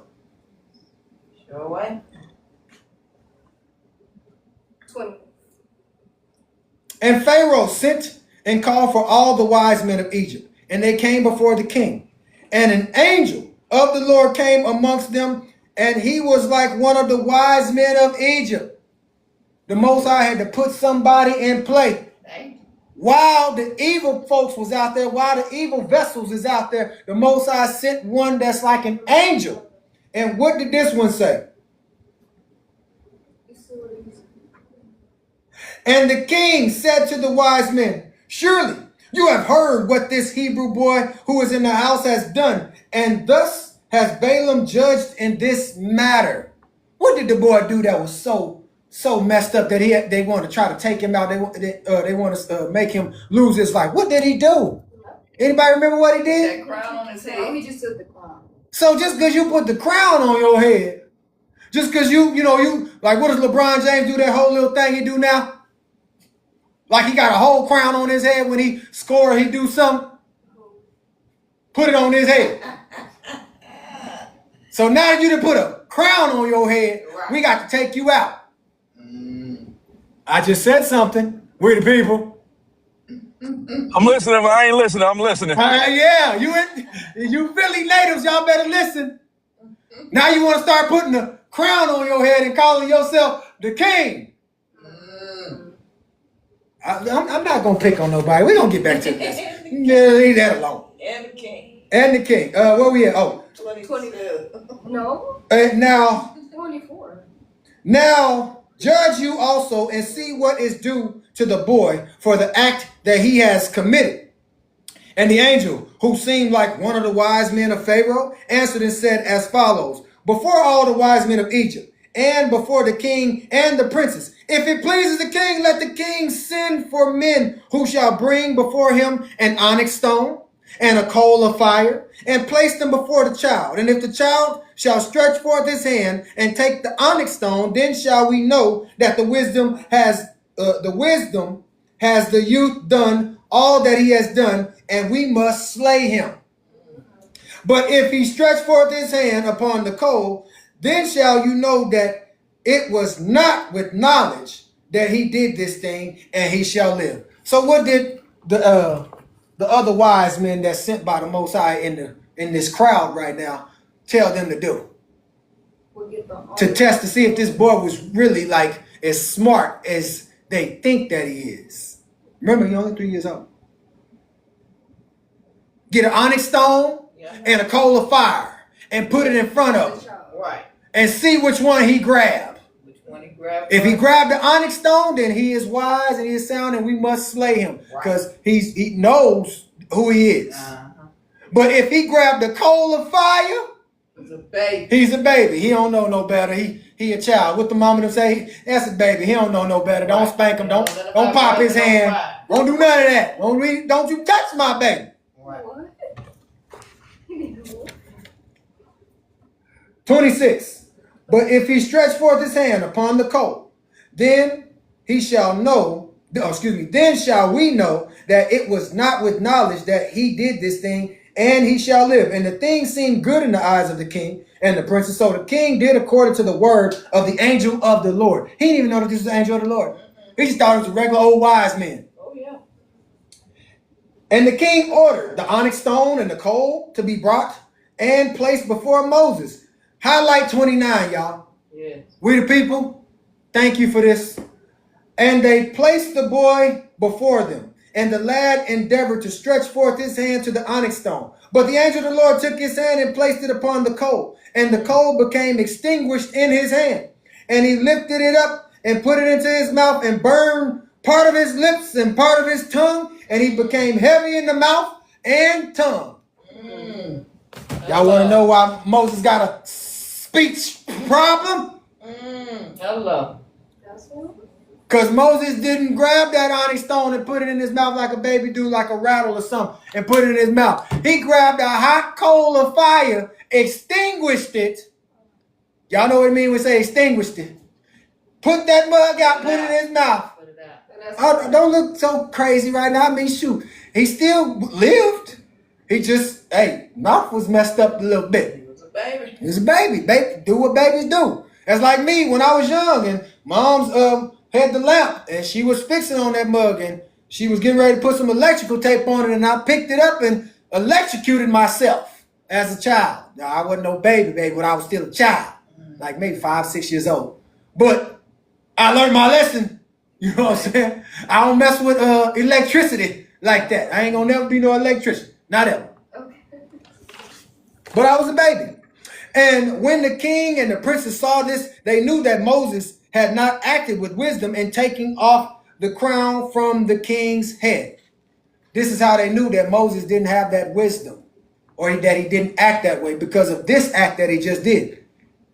Any right person in their right mind, any smart person in their right mind, you gonna grab the onyx stone. You ain't gonna grab a coal that's hot as I don't know what and then stick it in your mouth. Burn your taste buds off. So the king and the princes refrained from slaying the child. So Moses remained in Pharaoh's house, growing up, and the Most High was with him. And whilst the boy was in the king's house, he was robed in purple and grew amongst the children of the king. What is the color of royalty? Purple and gold. Purple and gold. Your faith. But yes, indeed, you already know. And not because of the Lakers. But purple and gold is royalty. Royalty. Y'all pay attention. They say that Moses did not know, so they kept him in the house. But while they kept him in the house, they were still treating him like royalty. Royalty. He's being raised up right in the midst All the of rights royalty. of everybody else. And when Moses grew up in the king's house, Bethiah, the daughter of Pharaoh, considered him as a son. And all the household of Pharaoh honored him. And all the men of Egypt were afraid of him. And he daily went forth and came into the land of Goshen, where his brethren and the children of Israel were. And Moses saw them daily in shortness of breath and hard labor. I told y'all that Prince of Egypt movie is not true. Yes, we like the songs, we like the soundtrack, we love Whitney Houston, we love, who was Whitney Houston and Mariah Carey, and all other folks of Yasha Real that was singing on the soundtrack, Boys to Men. All right. But that movie ain't politically correct. Because it make it seem like Moses did not know his family. It just said Moses would go and visit them people in Goshen, and he would observe and see that hard labor that they was under. So it would tick Moses off. Moses was like, man, I just can't wait till it's my time. When it's my time, it's on and popping. Right. Y'all gonna be free. Y'all ain't gonna be no slaves no more. No slaves, no more. Right. Now y'all sing the song, huh? Babylon. We ain't no slaves no more. 35. And Moses asked them, saying, wherefore is this labor meted out unto you day by day? Why do y'all have to work like this all day, every day? Ask some questions. Moses asked them, like, why y'all gotta work like this? Why y'all gotta work like slaves like this? And they told him all that had befallen them and the injunctions which Pharaoh had put upon them before his birth.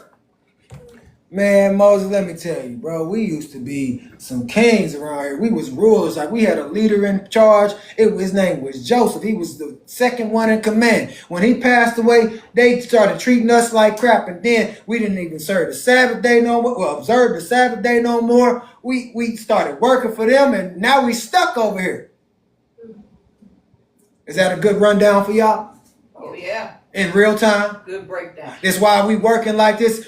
Hey, I ask y'all today, why y'all still working like that? Man, we had a leader back in the day. We ain't seen nothing like it yet. But since then, all we've known since we came into the world is to work for them. Go to school for them. Go to college for them. Work like a slave for them. Make sure they put on. We don't know what else to do. This is all we know. Pass the knowledge. That's all we know. Amen. Windows and walls. I see the numbers and went down. Oh, well. What we was taught. It's what we was taught. I see you people. Go ahead. We windows and walls say amen. I wanted to, can you go to Exodus 28, verse 9? I want to deal with that onyx stone a little bit. And there's a reason for it. I don't have time to explain it, but just read it just so that, we can bust it up maybe later about it. Exodus 28. Is that what you said? 28 and 9. Verse 9. And thou shalt take 2 onyx stones and grave on them the names of the children of Israel. We'll talk about it. We talk about it in a minute. Okay. I hear you. I already know what it is.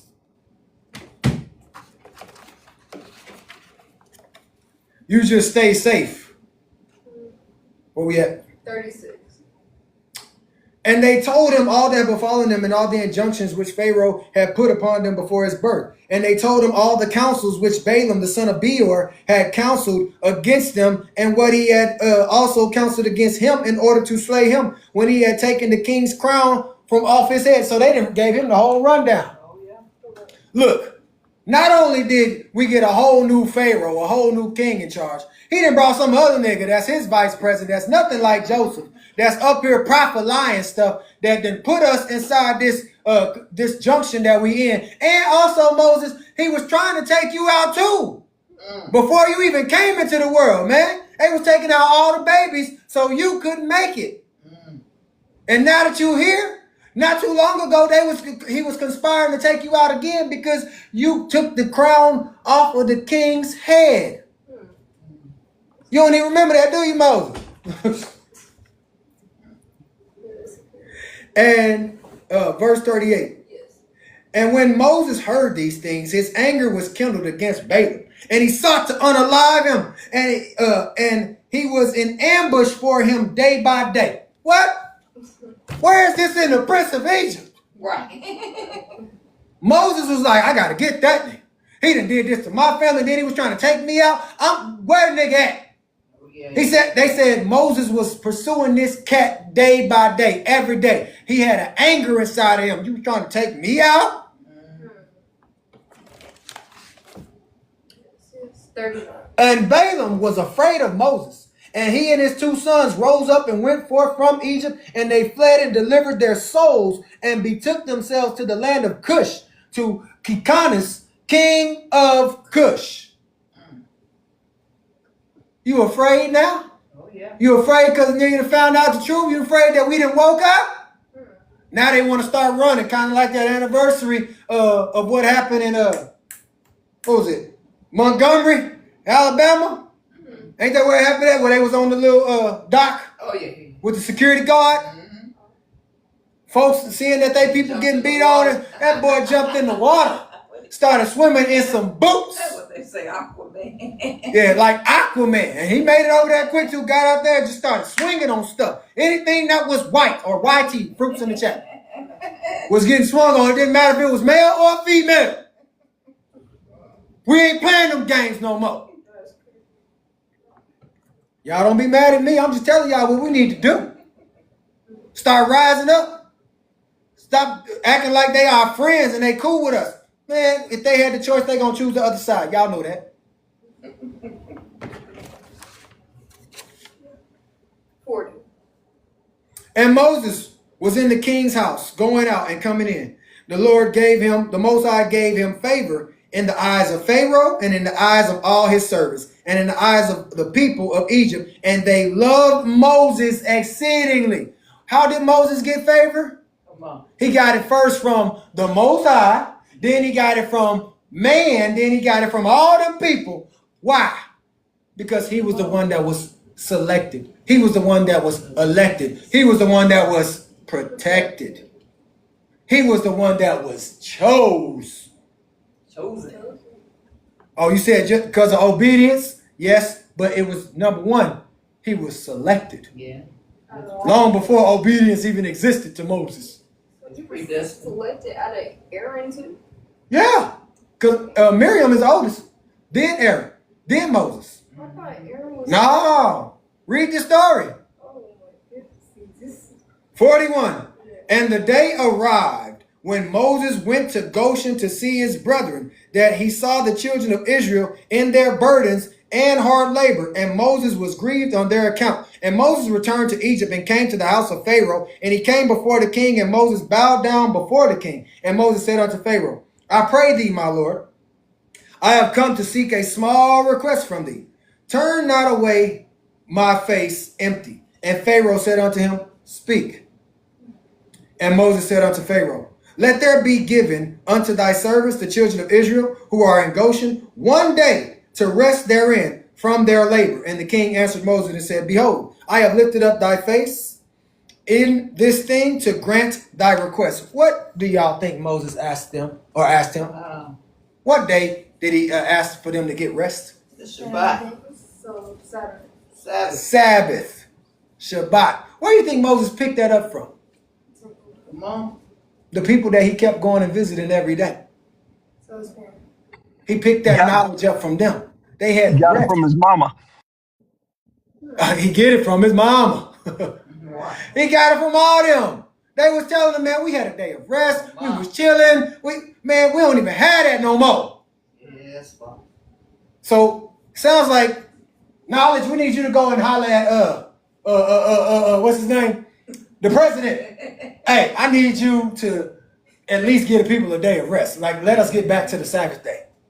For real. Like, this is revelations of stuff that we should be doing for real. Instead of just reading it, it should be somebody say, hey, go to your job. Hey, man, we need a day of rest. We need to have this day of rest. Friday sundown, we do not work until Saturday sundown. Now, we'll come back Sunday, but this is why you need to have your own stuff, because you don't need to go to nobody else. Start your own. Your own Sabbath, or not your own Sabbath day, but you'll be off on the Sabbath day just from having your own things. And with everybody else coming to work for you, guess what happens? They have to follow. Everybody, they're going to come to you. They got to come. Because your stuff is prospering. Your stuff is making headway. Your stuff is bringing changes into the atmosphere. Your stuff is doing something that can't nobody else touch. Amen, windows and walls. Watch we the people. The windows and walls say amen. Oh, my page. 46 is what you That's all right. I'll get another book. All my books just show how long I've had them and how long I've been reading them. 46? Yes, 46.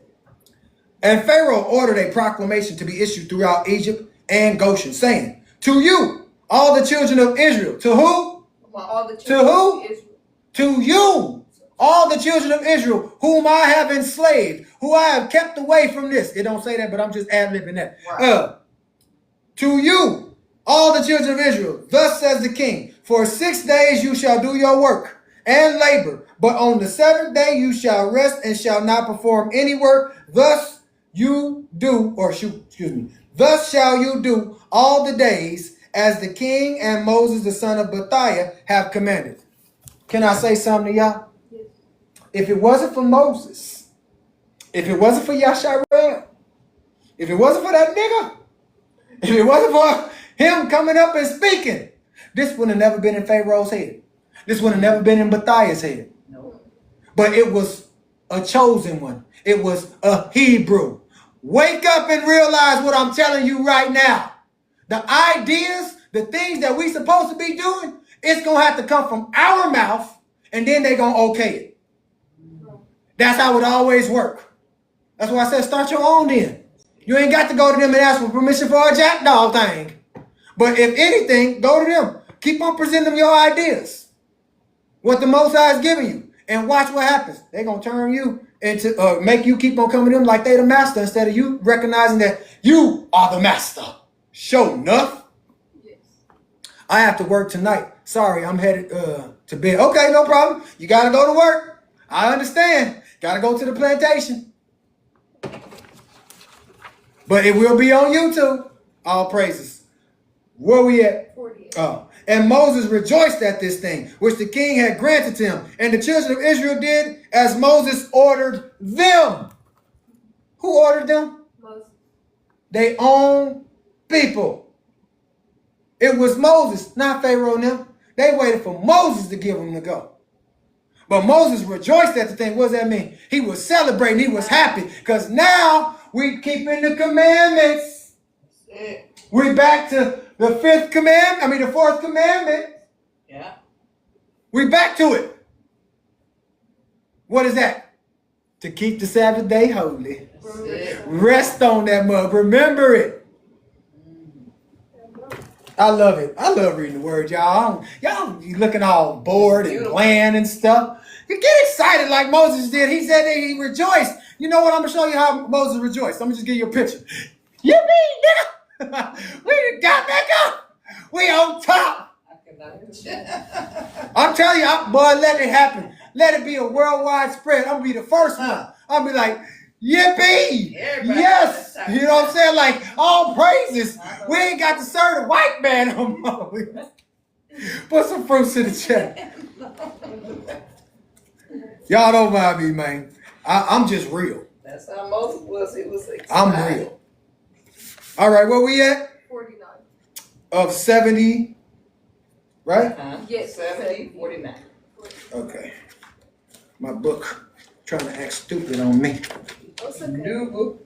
For this thing was from the Most High to the children of Israel. For the Most High had begun to remember the children of Israel to save them for the sake of their fathers. Wait, did y'all hear what it said? Just because they did that, the Most High was pleased. And he started to see that his children is waking up and remembering what? What did it say they was remembering? Or that he was remembering? He was remembering these are my children Yes. of Israel. Y'all don't understand how deep that is. Remember they forefathers. Just because they went back to keeping the Sabbath day. So Imagine like if every we all did Isaac that. and Jacob. Say it louder. Just imagine if we all did that. Say it louder. Just imagine if we all did that. She ain't saying it loud enough. Yasha Just imagine if we did all of that. The Most High will remember us. Yeah. Remember, Simba. Remember. Remember. He will remember us. His hair. Come on. When we go back to doing what he's called us to do. Not no other nation of people, but for Yasharel or Yasharal. For Israel. For the bruise. We got our own laws that the Most High gave to us, our own laws. Come on, stand. All we got to do is go back to him. He going to do everything else. We just got to put our best foot forward in That's it. it. Do it. All praises. Do it, God. And the Most High was with Moses, and his fame went throughout Egypt. And Moses became great in the eyes of the Egyptians and in the eyes of the children of Israel, seeking good for his people Israel and speaking words of peace regarding them to the king. Ain't no more talking noise on our people. Ain't no more slandering each other. No, it's uplifting time. Peace.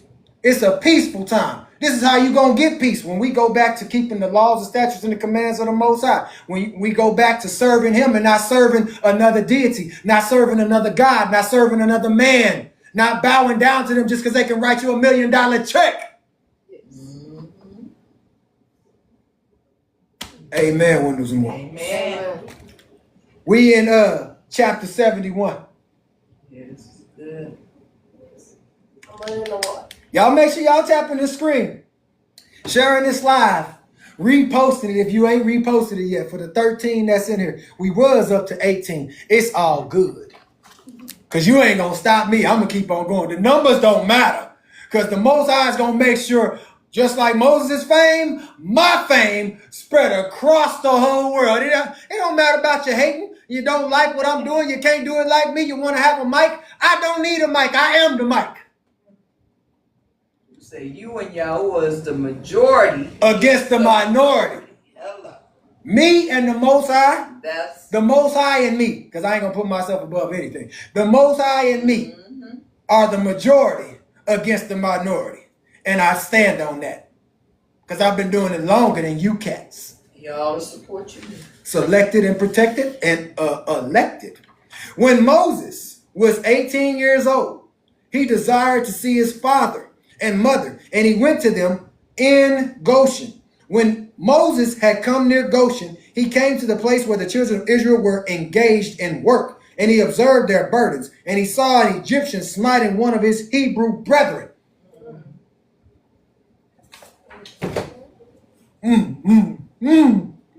So Moses desired to see his father and his mother, and when he headed over there, he saw an Egyptian smiting one of his own.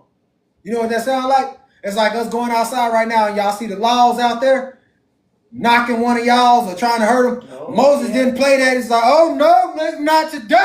Right. You're not getting none of mine. See, that's how we supposed to be. Yeah. Do y'all know if we was like that, police wouldn't even exist. Law enforcement, all of them, none of them would exist. Because there's too many of us against them. And I do mean it's too many of us against them. They would run scared.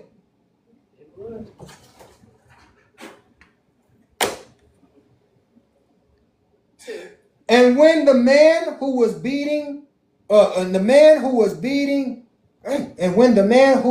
saw Moses, he ran to him for help. But the man Moses was greatly respected in the house of Pharaoh. And he said to him, my Lord, attend to me. This Egyptian came to my house in the night, bound me, and came to my wife in my presence, and now he seeks to take my life away.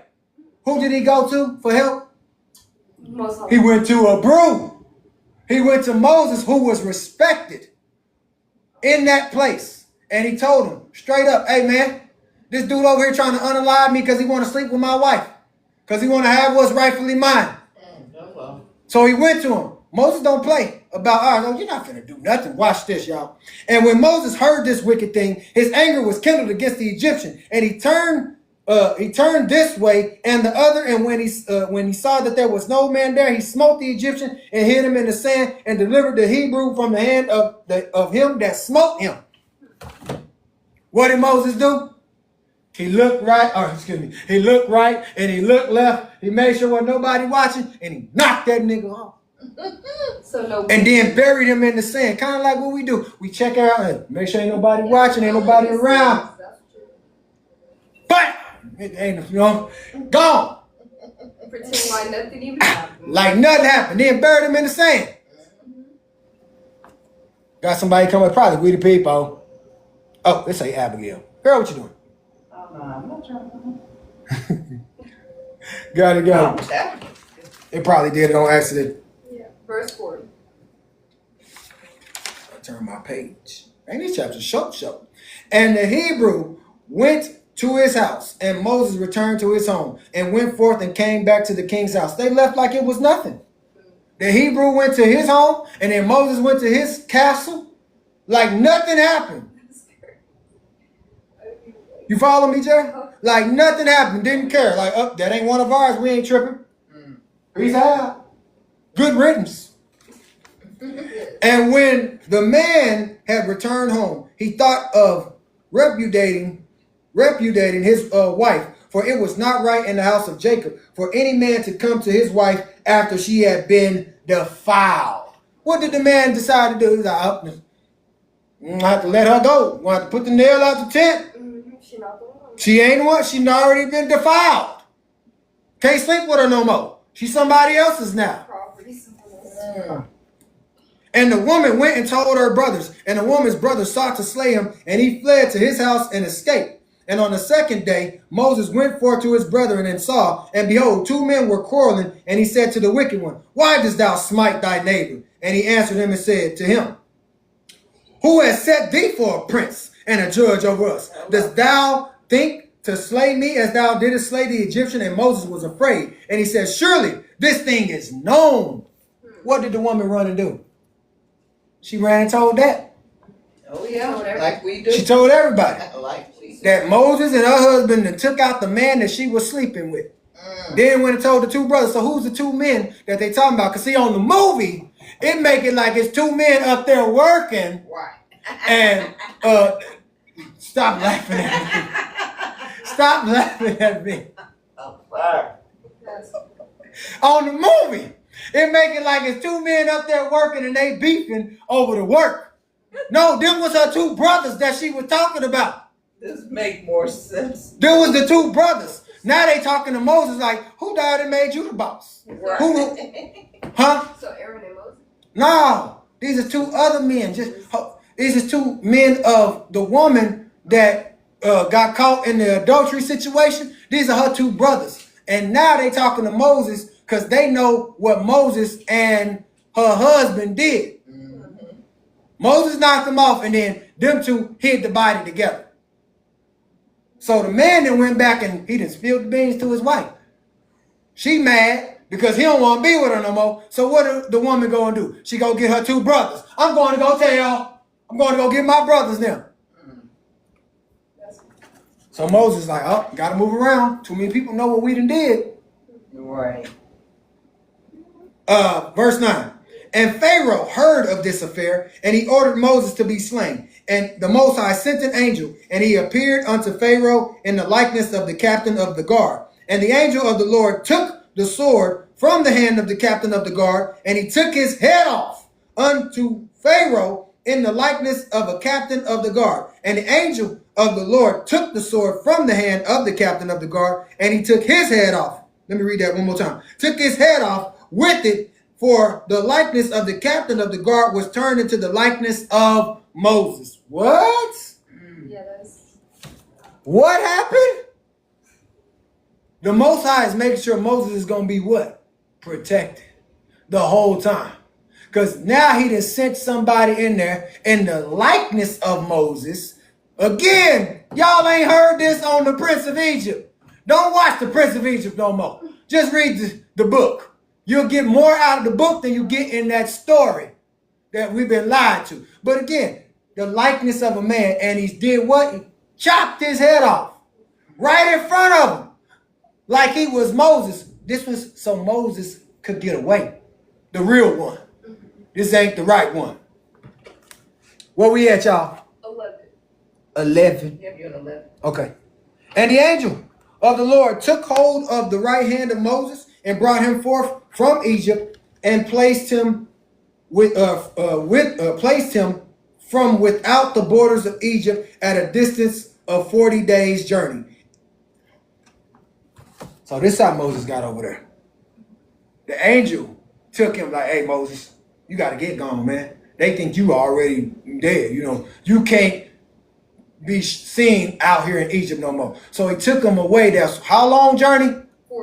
40 days journey. It's going to take you 40 days to at least catch up to this thing, to find out where he at. Right. Pay attention to that 40. That number 40 it means something. 40 days journey. And Aaron, his brother, alone remained in the land of Egypt. And he prophesied to the children of Israel, saying, thus says the Most High, your God, of your ancestors, throw away each man the abominations of his eyes, and do not defile yourselves with the idols of Egypt. What did Aaron do? He spoke to the children. He prophesied to Israel to throw away their what? Their eyes. Uncle say it all the time. Their idols. Idol. Who this is? Oh, I keep going. Throw away your idols, because it is a what? It is a what? Abomination. Abomination. Because you're serving another God. Can I say it to y'all in real time? Come on. Yes. Throw away your idols that you know today. Every single idol that you idolize. And I'm talking your celebrities. The ones that's out here in the world. Throw them away. It is an abomination because you're looking at them like they are gods. Like they are going to be the ones to answer your prayers. Like they're going to help you out. Abandon ship. Jump overboard. Throw it all out the window. Get rid of it. Come on. Excuse me. You don't need it. We don't need it. We don't need idols. The only thing that we should idolize is the Most High. That's it. Get it out your head. Get it out your ears. Get it out your mind. Get it out of the way. Get it out the door. Kick it out your house. All the above. Come on. 14. And the children of Israel rebelled and would not hearken to Aaron at that time. What did they do? Then you must be crazy. Get rid of my idols. Get rid of the people that I love, that I like to listen to. Now that you must be tripping. And watch. Telling us to get rid of the idols. Stop chasing them. Stop subscribing them. Yeah. Subscribing to them. Stop following them. Stop watching them. Stop watching them. Stop listening to them. I'm telling y'all the truth. When we stop watching this stuff, stop listening to it, the world is going to wake up and start paying attention. They're going to see that we didn't need them in the first place. Yeah. We don't need them, and they don't need us. We don't need send our children to them anymore. We don't need to send our flock to be slaughtered, because that's essentially what we're doing. We're sending the sheep to be slaughtered by these goats. I did put some quotes up. By these goats. 15. And the Most High thought to destroy them, were it not that the Most High remembered the covenant which he had made with Abraham, Isaac, and Jacob. This is where he said he repented. He was like, I'm ready to knock them off. They still don't even want to listen to my prophet or my prophetess if they speaking it, but they don't want to listen to the prophet when they know that the prophet is me speaking through the prophet. I'm giving you a warning before the destruction comes. Hello. This is a warning. R. Kelly, this is a warning. This is a warning. Someone's gonna lay in your bed. This is a warning. Y'all, someone's gonna eat your food. This is a warning. Someone's gonna get your check. Come on. This is the Most High's threat, not a woman's.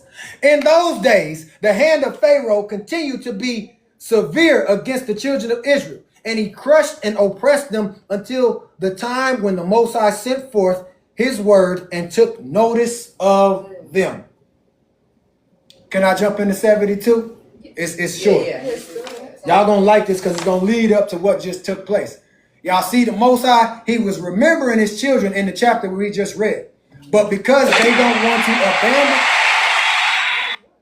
because they don't want, thank you, who is that? Joyfulness, Sister Joyfulness, thank you so much. Because they don't want to abandon ship on what Aaron just told them to do, which is to get rid of the idols, which is an abomination because you're serving another God. You may not look at it like that in real time today. They may not look at it like that, but the Most High sees it like that because you acknowledge them more than you acknowledge me. You make them a master of you instead of me being the master over all of y'all. Jealous Elohim. So what did he do? He made Pharaoh to continue to give them severe labor against the children of Israel because y'all don't want to serve me and y'all don't want to abandon. I'm going to make sure that Pharaoh makes sure that your labor is harder. Hence why we going through what we going through. Say it again. Hence why we going through what we going through. Y'all hear it right getting louder now. Hence why we go through what we go through today. Because we don't want to abandon what we're told to abandon. We don't want to let it go. We want to hold on to it like it's going to do something for us. Let me take a drink and we're going to dive into 72. Thank you for the reposts. Thank you for the shares. Thank you for getting me to 112K. Let's work our way up to 200. Because I've been up here for 2 hours, so it need to be at 200. Yeah, we gonna get that. All right, 72 in Yashur or Jashur. And it was in those days that there was a great war between the children of Cush and the children of the east and Aram. And they rebelled against the king of Cush in whose hands they were. So Kikanis, king of Cush, went forth with all the children of Cush, a people numerous as the sand, and he went to fight against Aram, the children of the east, to bring them under subjection. And when Kikanis, or however you say his name, went out, he left Balaam, the magician, with his 2 sons to guard the city, and the lowest sort of the people of the land. And Kikanis went forth to Aram and the children of the east, and he fought against them and smote them, and they all fell down wounded before Kikanis and his people. And he took many of them captives, and he brought them under the subjection as at first. And he encamped upon their land to take tribute from them as usual. And Balaam the son of Beor, when the king of Cush had left him to guard the city and the poor of the city, he rose up and advised with the people of the land to rebel against King Kikanis, not to let him enter the city when he should come home. Turned his back on him. Went all the way out there. You know why Balaam is out there in the first place?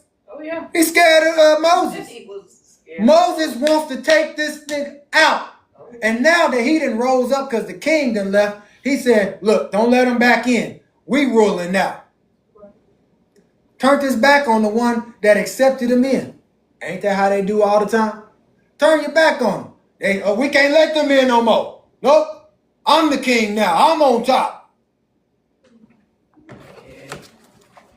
Y'all gonna find out this gonna start making sense to us today. Oh yeah, it's already coming together.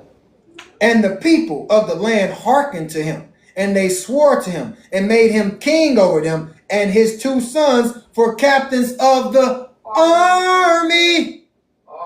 This scared nigga done ran off. And all of a sudden, y'all done upgraded a nigga that's scared to being a king and his 2 sons. Wow. Oh, the Most High seeing this. Y'all done put a whole coward in play just because he can profit lie to you.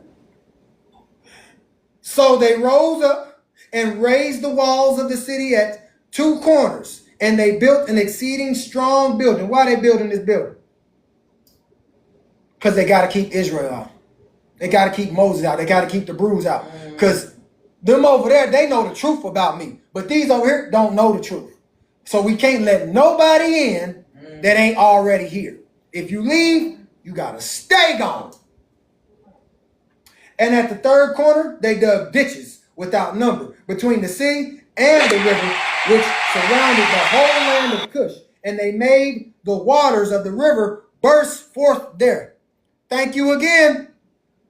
All praises. And at the fourth corner, they collected numerous serpents by their incantations and enchantments. And they fortified the city and dwelt therein, and no one went out or in before them. I told y'all, didn't even read it, but it's right there. Yeah. They went and got snakes and serpents and all incantations because their ruler is a warlock. He is not about them for real, for real. He about himself and his two sons. Yes. But he goes and gets serpents and all type of incantations to what? Hello. Keep people out. Put 'em out. They fortified the city and dwelt therein, and no one went out or in before them. Why? Because we surrounded around snakes and all type of incantations and stuff that could take us out. So first of all, ain't nobody trying to go over there to that dark place, or as they say on The Lion King, an elephant's graveyard. Right.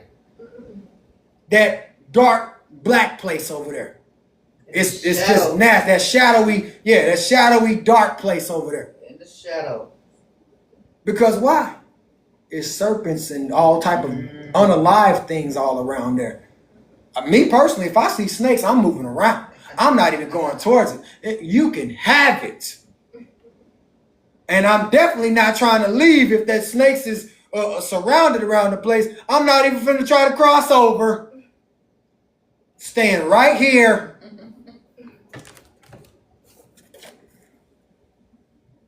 (11) And Kikanis fought against Aram and the children of the east and subdued them as before. And they gave him their usual tribute. And he went and returned to his land.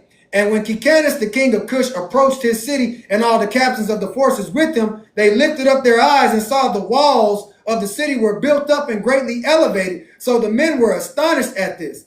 And they said one to the other, it is because they saw that they were delayed in battle and were greatly afraid of us. Therefore have they done this thing and raised the city walls and fortified them so that the kings of Canaan might not come in battle against them. So the king and the troops approached the city door, and they looked up, and behold, all the gates of the city were closed. And they called out to the sentinels, saying, open unto us, that we may enter the city. But the sentinels refused to open to them by the order of Balaam, the magician, their king. They suffered them not to enter their city, their own city. They couldn't even enter in no more. The sentinels wasn't even listening to them no more. It was like, oh, we on a different type of schedule now. So they raised a battle with them opposite the city gate, and 130 men of the army at Kikanis fell on that day. And on the next day they continued to fight, and they fought at the side of the river. They endeavored to pass, but were not able. So some of them sank in the pits and unalive. So the king ordered them to cut down trees and to make rafts upon which they might pass to them. And they did so. And when they came to the place of the ditches, the waters revolved by mills. 200 men upon 10 rafts were drowned. And on the third day, they came to fight at the side where the serpents were. But they could not approach there, for the serpents slew of them 170 men. And they ceased fighting against Cush. And they besieged Cush for 9 years. No person came out or in. Mind y'all, Moses is gone for 40 days journey into a whole nother place. So they said it took 9 years. They still couldn't get in. They trying to get in and get back what's rightfully theirs, but they can't because they under a whole nother rulership now. They don't want nobody to come in and they don't want nobody to leave. Each time they tried to do something, they took them out the first time. The next day they come back. Now they're getting unalive. They're losing men every single day. The third time, they said, oh, well, let's just build some rafts and travel in the water and go over there. As soon as they get over there, what happens? They meet them serpents. And them serpents, they water risen. They going to come up, pow, pow, pow, bite you. Poison, can't do nothing. Anaconda, can't do nothing. All type of serpents of evil is over there. They can't enter in. What's up, Jared? You need something? 21. And at that time, the war and the siege were against Cush. Moses fled from Egypt from Pharaoh, who sought to unalive him for having slain the Egyptian. But if he would have slayed one of his own, it wouldn't have been no problem, right? Because they was already knocking him off. But because you didn't slay one of mine, my Egyptian men, I got to unalive you. And Moses was 18 years old when he fled from Egypt from the presence of Pharaoh. And he fled and escaped to the camp of Kikanis, which is at that time was besieging Cush. And Moses was 9 years in the camp of Kikanis, king of Cush, all the time that they were besieging Cush, as Moses went out and came in with them. Do y'all pay attention? Moses was there the whole time. But don't nobody recognize him because they remember they probably got word that Moses got unalived. Right. And the king and the princes and all the fighting men loved Moses, for he was great and worthy. His stature was like a noble lion. His face was like the sun. His strength was like that of a lion, and he was a counselor to the king. So They don't even recognize, huh? So he was Strong. He was gifted. He could counsel. I feel like I'm talking about myself. But he had a lot of gifts and a lot of talents. They think, look, when they look at him, they like, man, that little prony, little scrawny little thing right there, he ain't got no strength. You know who that sound like, Jerry? In the Bible that you read about. David. King David. King David. When he went up against Goliath, Yeah. what is this? This scrawny little prince right here, this little pipsqueak right here. What you gonna do against me? he took him out. Oh, 24. I'm gonna read this one more time in 24. The fighting men loved Moses, for he was great, worthy, and his stature was like a noble lion. Judah! Come on. His stature was like a noble lion, like Mufasa on the movie Lion King. When he sit up, he sit like this, and his paws just be standing right there in front, like a noble lion. He knows who he is. I know that's right. A noble lion. What verse was that? Noble lion. His face was like the sun. What's the sun? Bright, Yeah. fiery. And his strength was like that of a, Lion. because a lion is a what? King of the jungle. Everybody go to the lion. He's the head, not the tail. And he was a counselor to the king. He's a good counselor, Oh, yeah. good talker. He knows how to talk his way out of things and also help them get out of things. Good counselor. Conversation to rule the nation. All right, baby, you're going to start something. And at the end of 9 years, Kikanis was seized with a mortal disease. I don't know why I'm running. With a mortal disease. And his illness prevailed over him, and he unalived on the 7th day. He rested on the 7th day of all days. On the 7th day, he passed away. 7 days. So his servants embalmed him and carried him and buried him opposite the city gate to the north of the land of Egypt. And they built over him an elegant, strong, and high building. And they placed great stones below. I tell y'all, they don't care. They will build a building on top of you. Keep going. And keep on going like you ain't even there, like your body don't even exist. I'm telling you. That is Let them fall down. They just keep on building.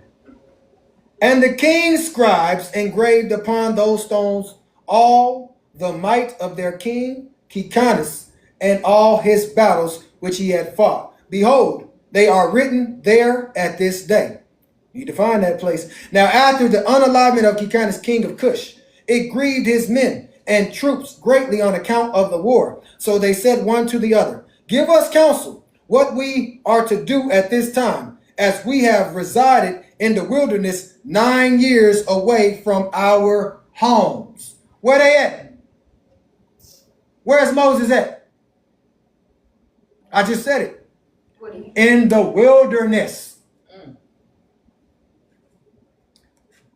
Okay, I guess y'all ain't paying attention. I'm about to break it down to you like she said in the background. Because y'all might be falling asleep. Wake up, San Francisco. No, I'm just playing. Wake up, people. That's what was. Okay, Wake up. they're in the wilderness. You know why they're in the wilderness? They can't go back to their home. Remember, Balaam and his sons and other people took over that thing. They went to war, came back, they ain't got no home no more. Right. They done built that fort. Moses can't go back to Egypt. Why? Because he unalived an Egyptian. So where's Moses at? In the wilderness.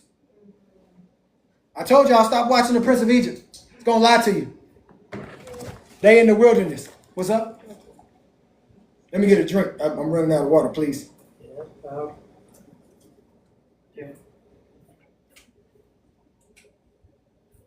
Thank you, sir. Appreciate you. You are a great servant. You are going to make a great king one day. Yes, just not today. You where next we at? one up. 30 the next verse. If we say we will fight against the enemy. Oh, wait a minute. Did I read that? Oh, yeah. If we say we will fight against the city, many of us will fall wounded or be unalived. And if we remain here in the siege, we also shall unalive. For now all the kings of Aram and the children of the east will hear that our king is unalive, and they will attack us suddenly in hostile manner. And they will fight against us and leave no remnant of us, no remaining of us. Because once they find out your leader is gone, oh, it's on like Donkey Kong. Yeah. Once your leader is gone, oh, we can come and take everything. Yeah. Changes the narrative. You'll have a whole new leader. Either you submit to us or we unalive your tail. Amen, winners and loss. Now, therefore, let us go and make a king over us, and let us remain in the siege until the city is delivered up to us. Why do they want to make a king over them? Why? Anybody? Because when you have a king, ain't nobody really going to attack you. You got a leader. So now they know that you got an army ready to go. Yeah. So if you make a king over you, now ain't nobody going to mess with you. If you don't have a king, they on their way. Because they want to take the next land that they can give, or the next home that they can take over, or the next city that they can have. Yasharel, it's time for us to do what we supposed to do. Take over. One city at a time. And they wish to choose on that day a man for king from the army of Kikanis. And they found no object of their choice like Moses to reign over them. And they hastened and stripped off each man his garments and cast them upon the ground. And they made a great heap and placed Moses thereon. And they rose up and blew with trumpets and called out before him and said, may the king live. May the king live. What happened to Moses? They made him the king. They put him on. They said, look, ain't nobody else like Moses. You know who that sound like? Ain't nobody like Joseph. Yeah. Ain't nobody like David. Yeah. Ain't nobody like Yeshua. Symbol. Huh? I'm telling y'all, the people will begin. They're like, man, we finna crown him. We finna get him. We want that one. That's the matter of fact, it ain't gonna even be them. It's gonna be the Most High speaking to them. Yep. That's him. That's That's the one that should be crowned. That's the one that should be king. That's the one that should be ruler over everything. That's the one that's gonna make sure that the kingdom comes to earth. Come on. Oh yeah, Solomon too. Thank you for that, brother Bruce Leroy. 36? 37. Or 37? Yeah. And all the people and the nobles swore unto him to give him for a wife Adonia, the queen, the Cushite, wife of Kikanis. And they made Moses king over them on that day. And all the people of Cush issued a proclamation on that day saying, every man must give something to Moses of what is in his possession. And they spread out a sheet upon the heap, and every man cast it into something of what he had. One of gold, earring, and the other a coin. Also of onyx stones, bdellium, pearls, and marble did the children of Cush cast unto Moses upon the heap. Also silver and gold in great abundance. And Moses took all the silver and gold and all the vessels and the bdellium and onyx stones which all the children of Cush had given to him, and he placed them amongst his treasures. And Moses reigned over the children of Cush on that day in the place of Kikanos, king of Cush. Woo! Nope. That's deep. Not today. We'll pick it up next week. So you mean to tell me he married that man's wife? You're going to find out in the next. They just said So we can't. Yeah, it says it there, but just wait. So 7. Don't be rushing ahead either. No, I ain't rushing ahead. I just read it just now. Said, hold on, wait a minute. But when you have a king, the king must have a. A queen. A queen. You can't be a king if you don't have a queen. They should have somebody You else. can't be a queen if you ain't got a King. king. But it was the wife of their leader who passed away. Yeah. They wasn't worthy enough to sleep with her or to be with her or to call her their wife. They had to get a leader because the next leader that comes over would have took her. Don't you know that's what they do? If you pay attention to the movies, let the leader be unalive. They're going to go and take that queen and make her their queen. That's just how it works. Y'all got anything? Anybody want to talk about anything that you learned? We always have, at the end of each lesson, we discuss what we have learned, what we have heard, and received. I got a lot. You got a lot? Well, you'll be able to talk about it. You don't have to say all of it. You can just give a little Summarize. snippet. And for those that are still here for the 14, if y'all would like to come up, thank you, virtuous one. If y'all would like to come up and speak on the lesson, please do, because you will be on YouTube. And I will be highlighting this. I don't know if I'll highlight y'all unless y'all want to be highlighted. But at the end of the day, we just learning and we helping one another. I hope y'all receive something. So who's ready to go first? You sure? You sure? I know you are, but I'm going to let him go first. The reason is because he'll try to copy what you say. I'm on to you. So. I know, but I'm finna hear from you. Let's get that. The baby go. Yes, let the baby talk. Like the baby on here. Let the baby speak. And don't take offense to being the baby, man. It's the blessed thing. It's the best I'm the thing. youngest. Okay, we'll call you the youngest. But what's up? First, I loved how you broke it down from the movie. Well, not really from the movie, but you broke it down in the word to make it feel like I could break it down to if I had kids. Later, Children. See, I'm helping you. Children. If I had children. When you have children. When I have children. Mhm. Later, I can break it down to them just like how you break it down. And you broke a lot of stuff down that I did not know in the movie, Mhm. that it didn't show in there, and how the YT people. See, look, he's learning. He's YT. The YT people didn't show in the movie. Mm-hmm. Even how her sister Miriam, Miriam told Aaron, or the father and mother. whenever she asked the queen, well, I don't know if it's queen, whenever she asked she can go get a mother. Daughter of Pharaoh. Mhm. Uh-huh. If she should go get a mother for the baby. Bethia. Mm-hmm. She was kind of slick because she got the mother, but she didn't get any other one. Where do you think she get the slickness from? That's in her blood. That's us. Slick. Oh, yeah, we slick. We some jokes. Like you. You slick. We some She's jokes. slick. She's slick. I'm slick. We all nickel slick. In our own little way. In our own little way. But she was slick. Keep going. I like where you're going with this. We nickel slick. Whenever she was on the side watching her brother go down a stream in the basket, Mhm. she stayed there and didn't go where her mother went while she left. Right.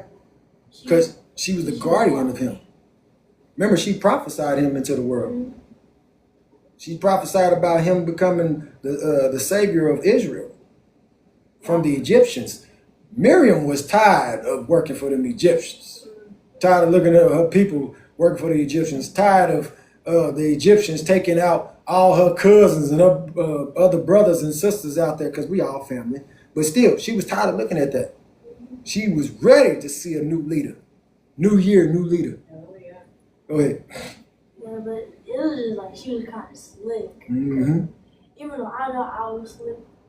Like, Yeah, she was slick. Nick was slick like a big You heard dog. what he said. Yeah, I heard what he said. I'm paying attention. I'm paying attention. He said, you know, I was kind of slick a lot. Not I was. And where you think you get it from? He said, You didn't get it on your own. Where you think you get it from? Get it from your pops. yeah, I just want to say that. That's all you got?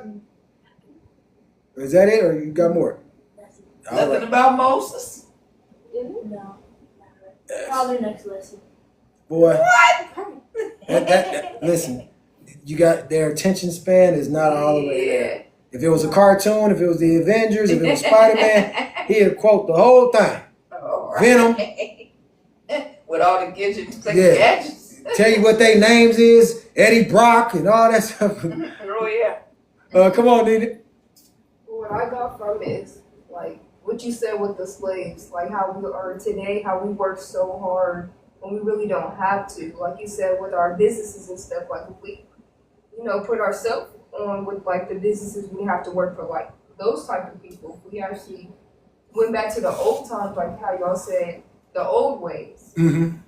we wouldn't be stuck in bondage and working for like we wouldn't be serving the masters. What I'm trying to say. We wouldn't be serving them as our masters. Right? We'll be Like we serving. would know, like we'll wake up to know the truth. Like we wouldn't have Who to we be are. stuck Right. on But their ways. in order for that to happen, thank you for that too. But in order for that to actually happen, we have to know like who our savior is or who our creator is. And when you brought into the world not knowing that, you're going to continue doing what your mama did, what Yeah. your daddy did, what your grandmama did, what your grandpa did, what the ones before them did. Everybody's just going to keep on doing that. And that's what Miriam was tired of. Yeah.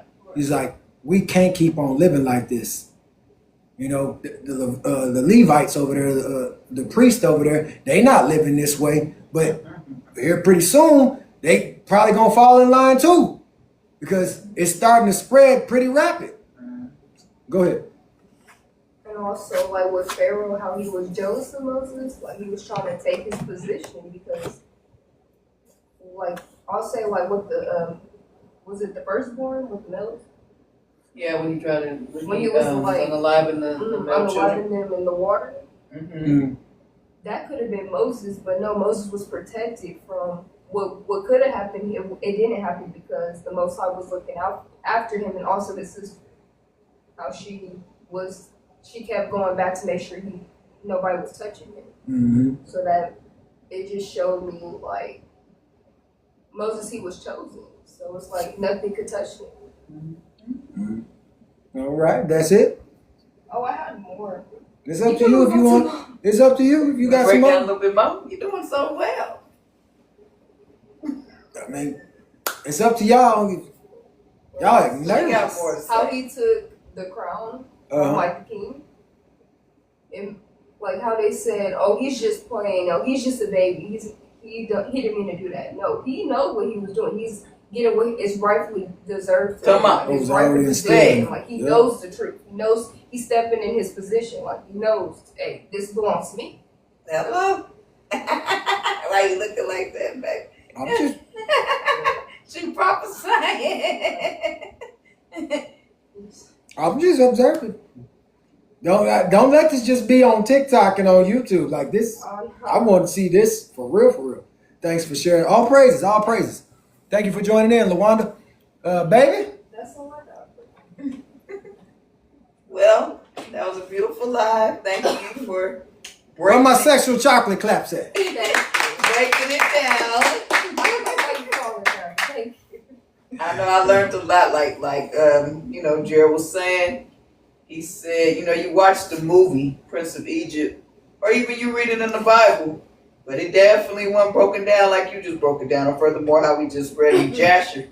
So reading Jasher, it really filled in a lot of things that when you watch the movie or you read it for yourself, it's like a lot of things are left out, so it's kind of all over the place.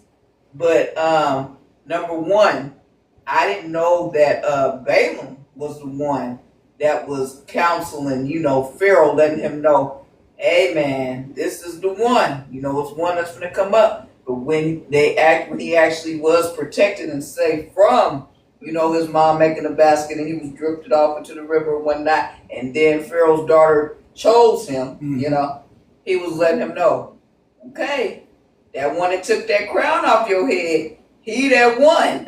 He the one that you did want to come in. You start unaliving the male children and whatnot. He's the one. So it just goes to show you that it was already predestined and it was strategically done.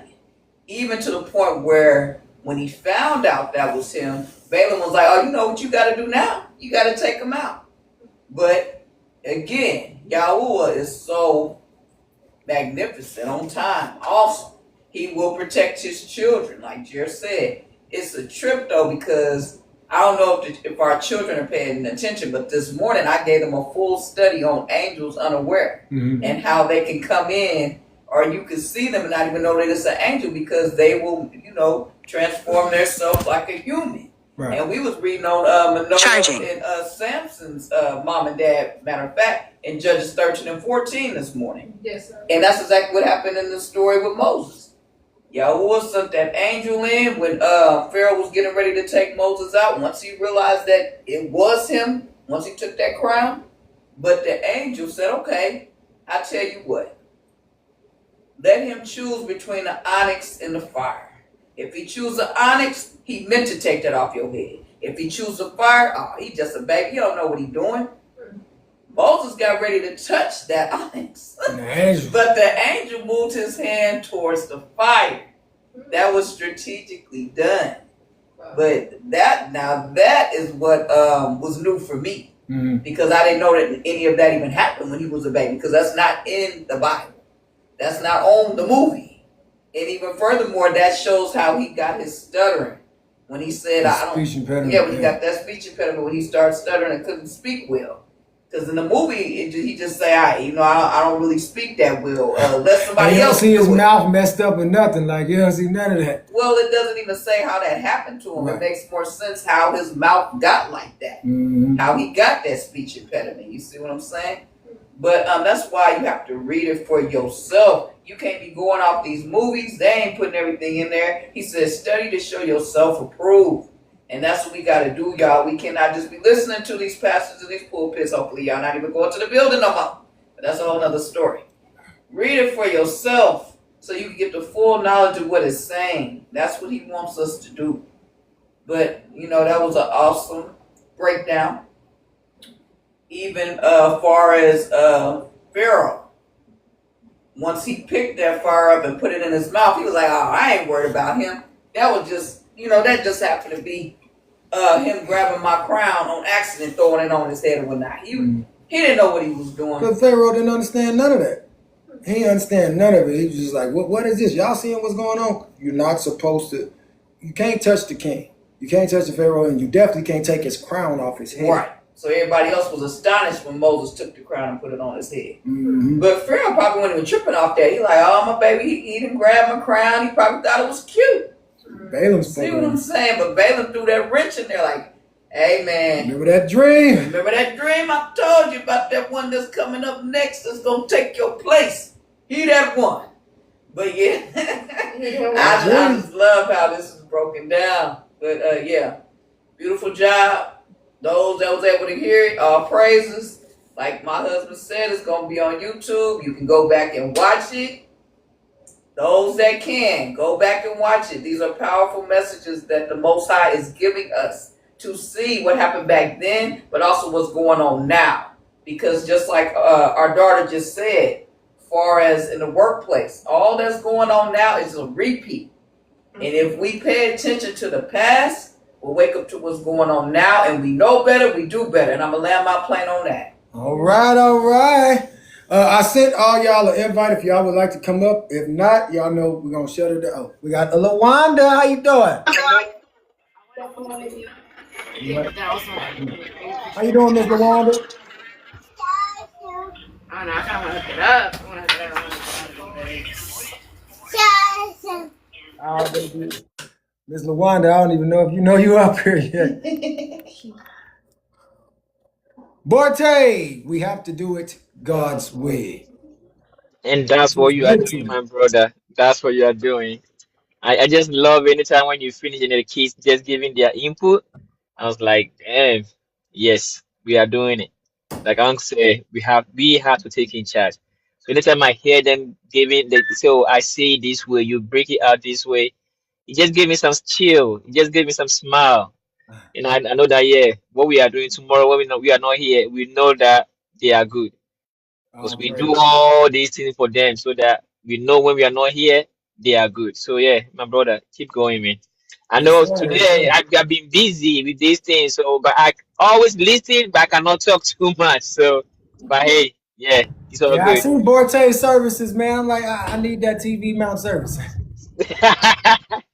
Yeah, he's been busy, but yeah, sometimes you get crazy. Sometimes you just don't have nothing for like a month or two. And then when he come, he keep coming, keep coming. So I always say, hey, he know what he's doing. So yeah, keep praise. All right, bro, keep going. I'm listening.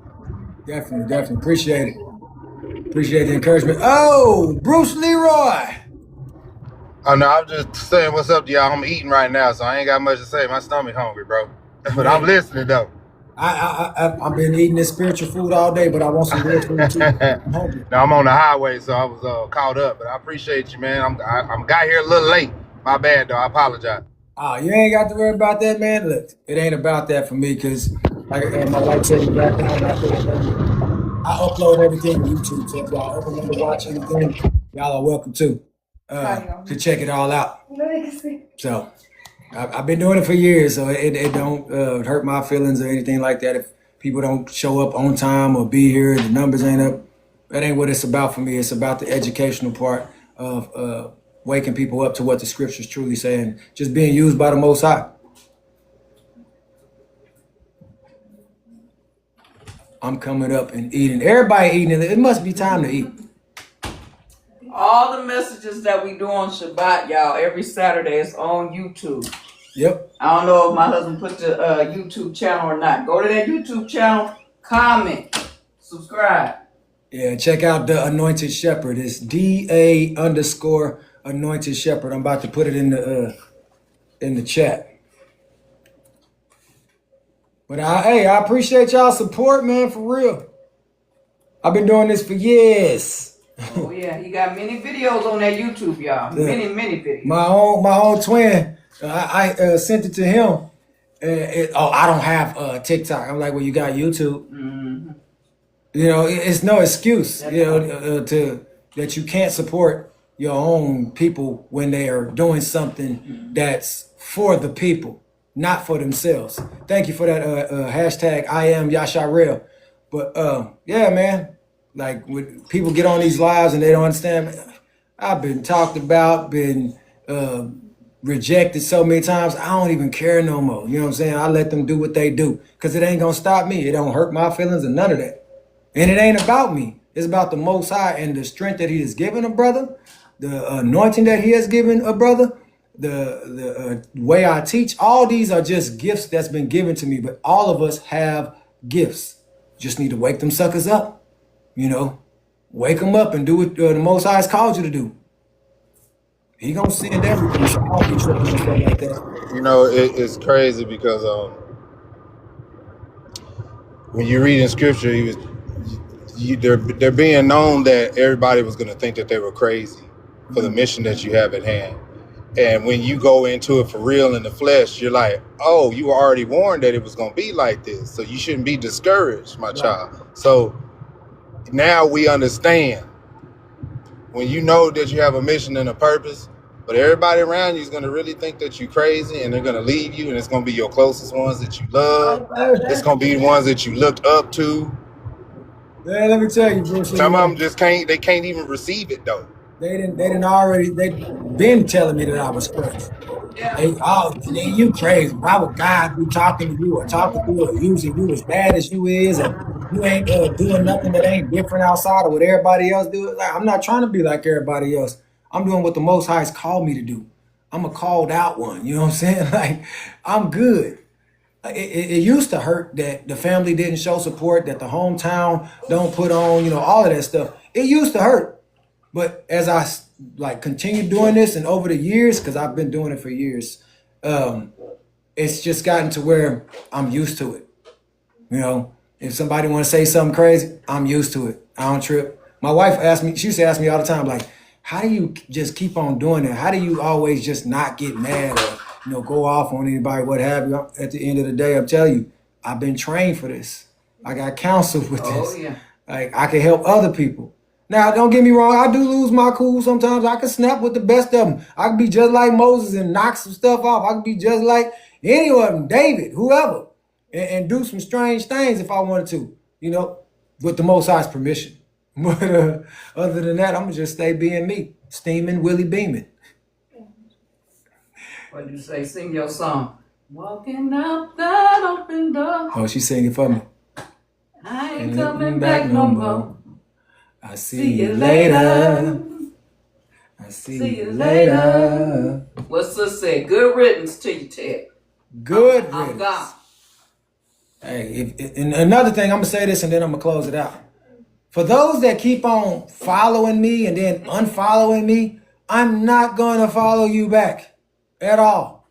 So stick with what you've been doing. I know some of y'all, you might have to create another page, which I already had a discussion with that one. But the rest of y'all, ain't no excuse.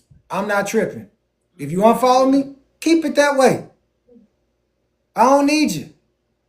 Don't unfollow me and then follow me back just because you come to the platform. You ain't doing nothing but showing me exactly who you are. For the ones that's blocked me, keep me blocked. Right. It don't hurt my feelings. I will call out some of y'all names, but I'm going to just leave it where it's at. Lame game. It is good to hear you giving the word. All praises, remnant. All praises. But I'm finna end this, man, because, hey, it's time for me to eat. And I got to go do my own thing a little bit later. So Shabbat Shalom or Shalom to y'all, kings and queens, brothers and sisters. That means peace be unto you. I love y'all. Blessings to y'all. Love y'all. Shabbat shalom. I know you are going. Can we look at Isaiah 55, 4 to 8? Isaiah what?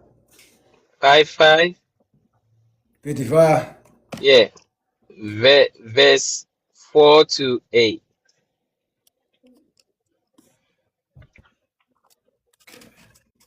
55. 4 to 8. All right. Verse 4. Behold, I have given him for a witness to the people, a leader and commander to the people. Behold, thou shalt call a nation that thou knowest not, and nations that knew not thee shall run unto thee because of the Most High your God, and for the Holy One of Yasharel, for he hath glorified thee. Seek the Most High while he may be found. Call ye upon him while he is near. Let the wicked forsake his way, and the unrighteous man his thoughts. And let him return unto the Most High, and he will have mercy upon him. And to our Elohim, for he will abundantly pardon. For my thoughts are not your thoughts, neither are your ways my ways, says the Most High. So let them think what they want to think, because his thought is not our thought. Their way is not our way. Sometimes we teach, and say these things, but people will come and translate the way they want to translate it. But if they understand his ways and his thoughts, then they won't come and say what they are saying. But someone will come, oh, but is the father, is the son, is the... We are here at the children. A mother and the father and the son, his thought is different. The way he know it is not the way we know it. And we are here teaching the people who think, oh, this is this, this is that, this is that. They have their own ways and thinking they are thinking. But if they see his way and they follow their commandment, then they will understand where we are going and where we came from. So, hey, brother, that's what I have to add to it, because it looks like many people don't see the sweat. Those days, like you always say, you've been here for long. They have no idea what you have been through the sweat you have been through, the up and downs, and where is like they don't know the scars that is on you Mm. to get where you get. So your thought is not what they are thinking because they don't know how you went through that scars. Because that scar on you on them, they would have given up. But you are still surviving. Yes, So sir. let them think their ways, but their ways is not our ways. And that's why I always say his way is the only way we go. So hey, we'll talk later. All right, bro.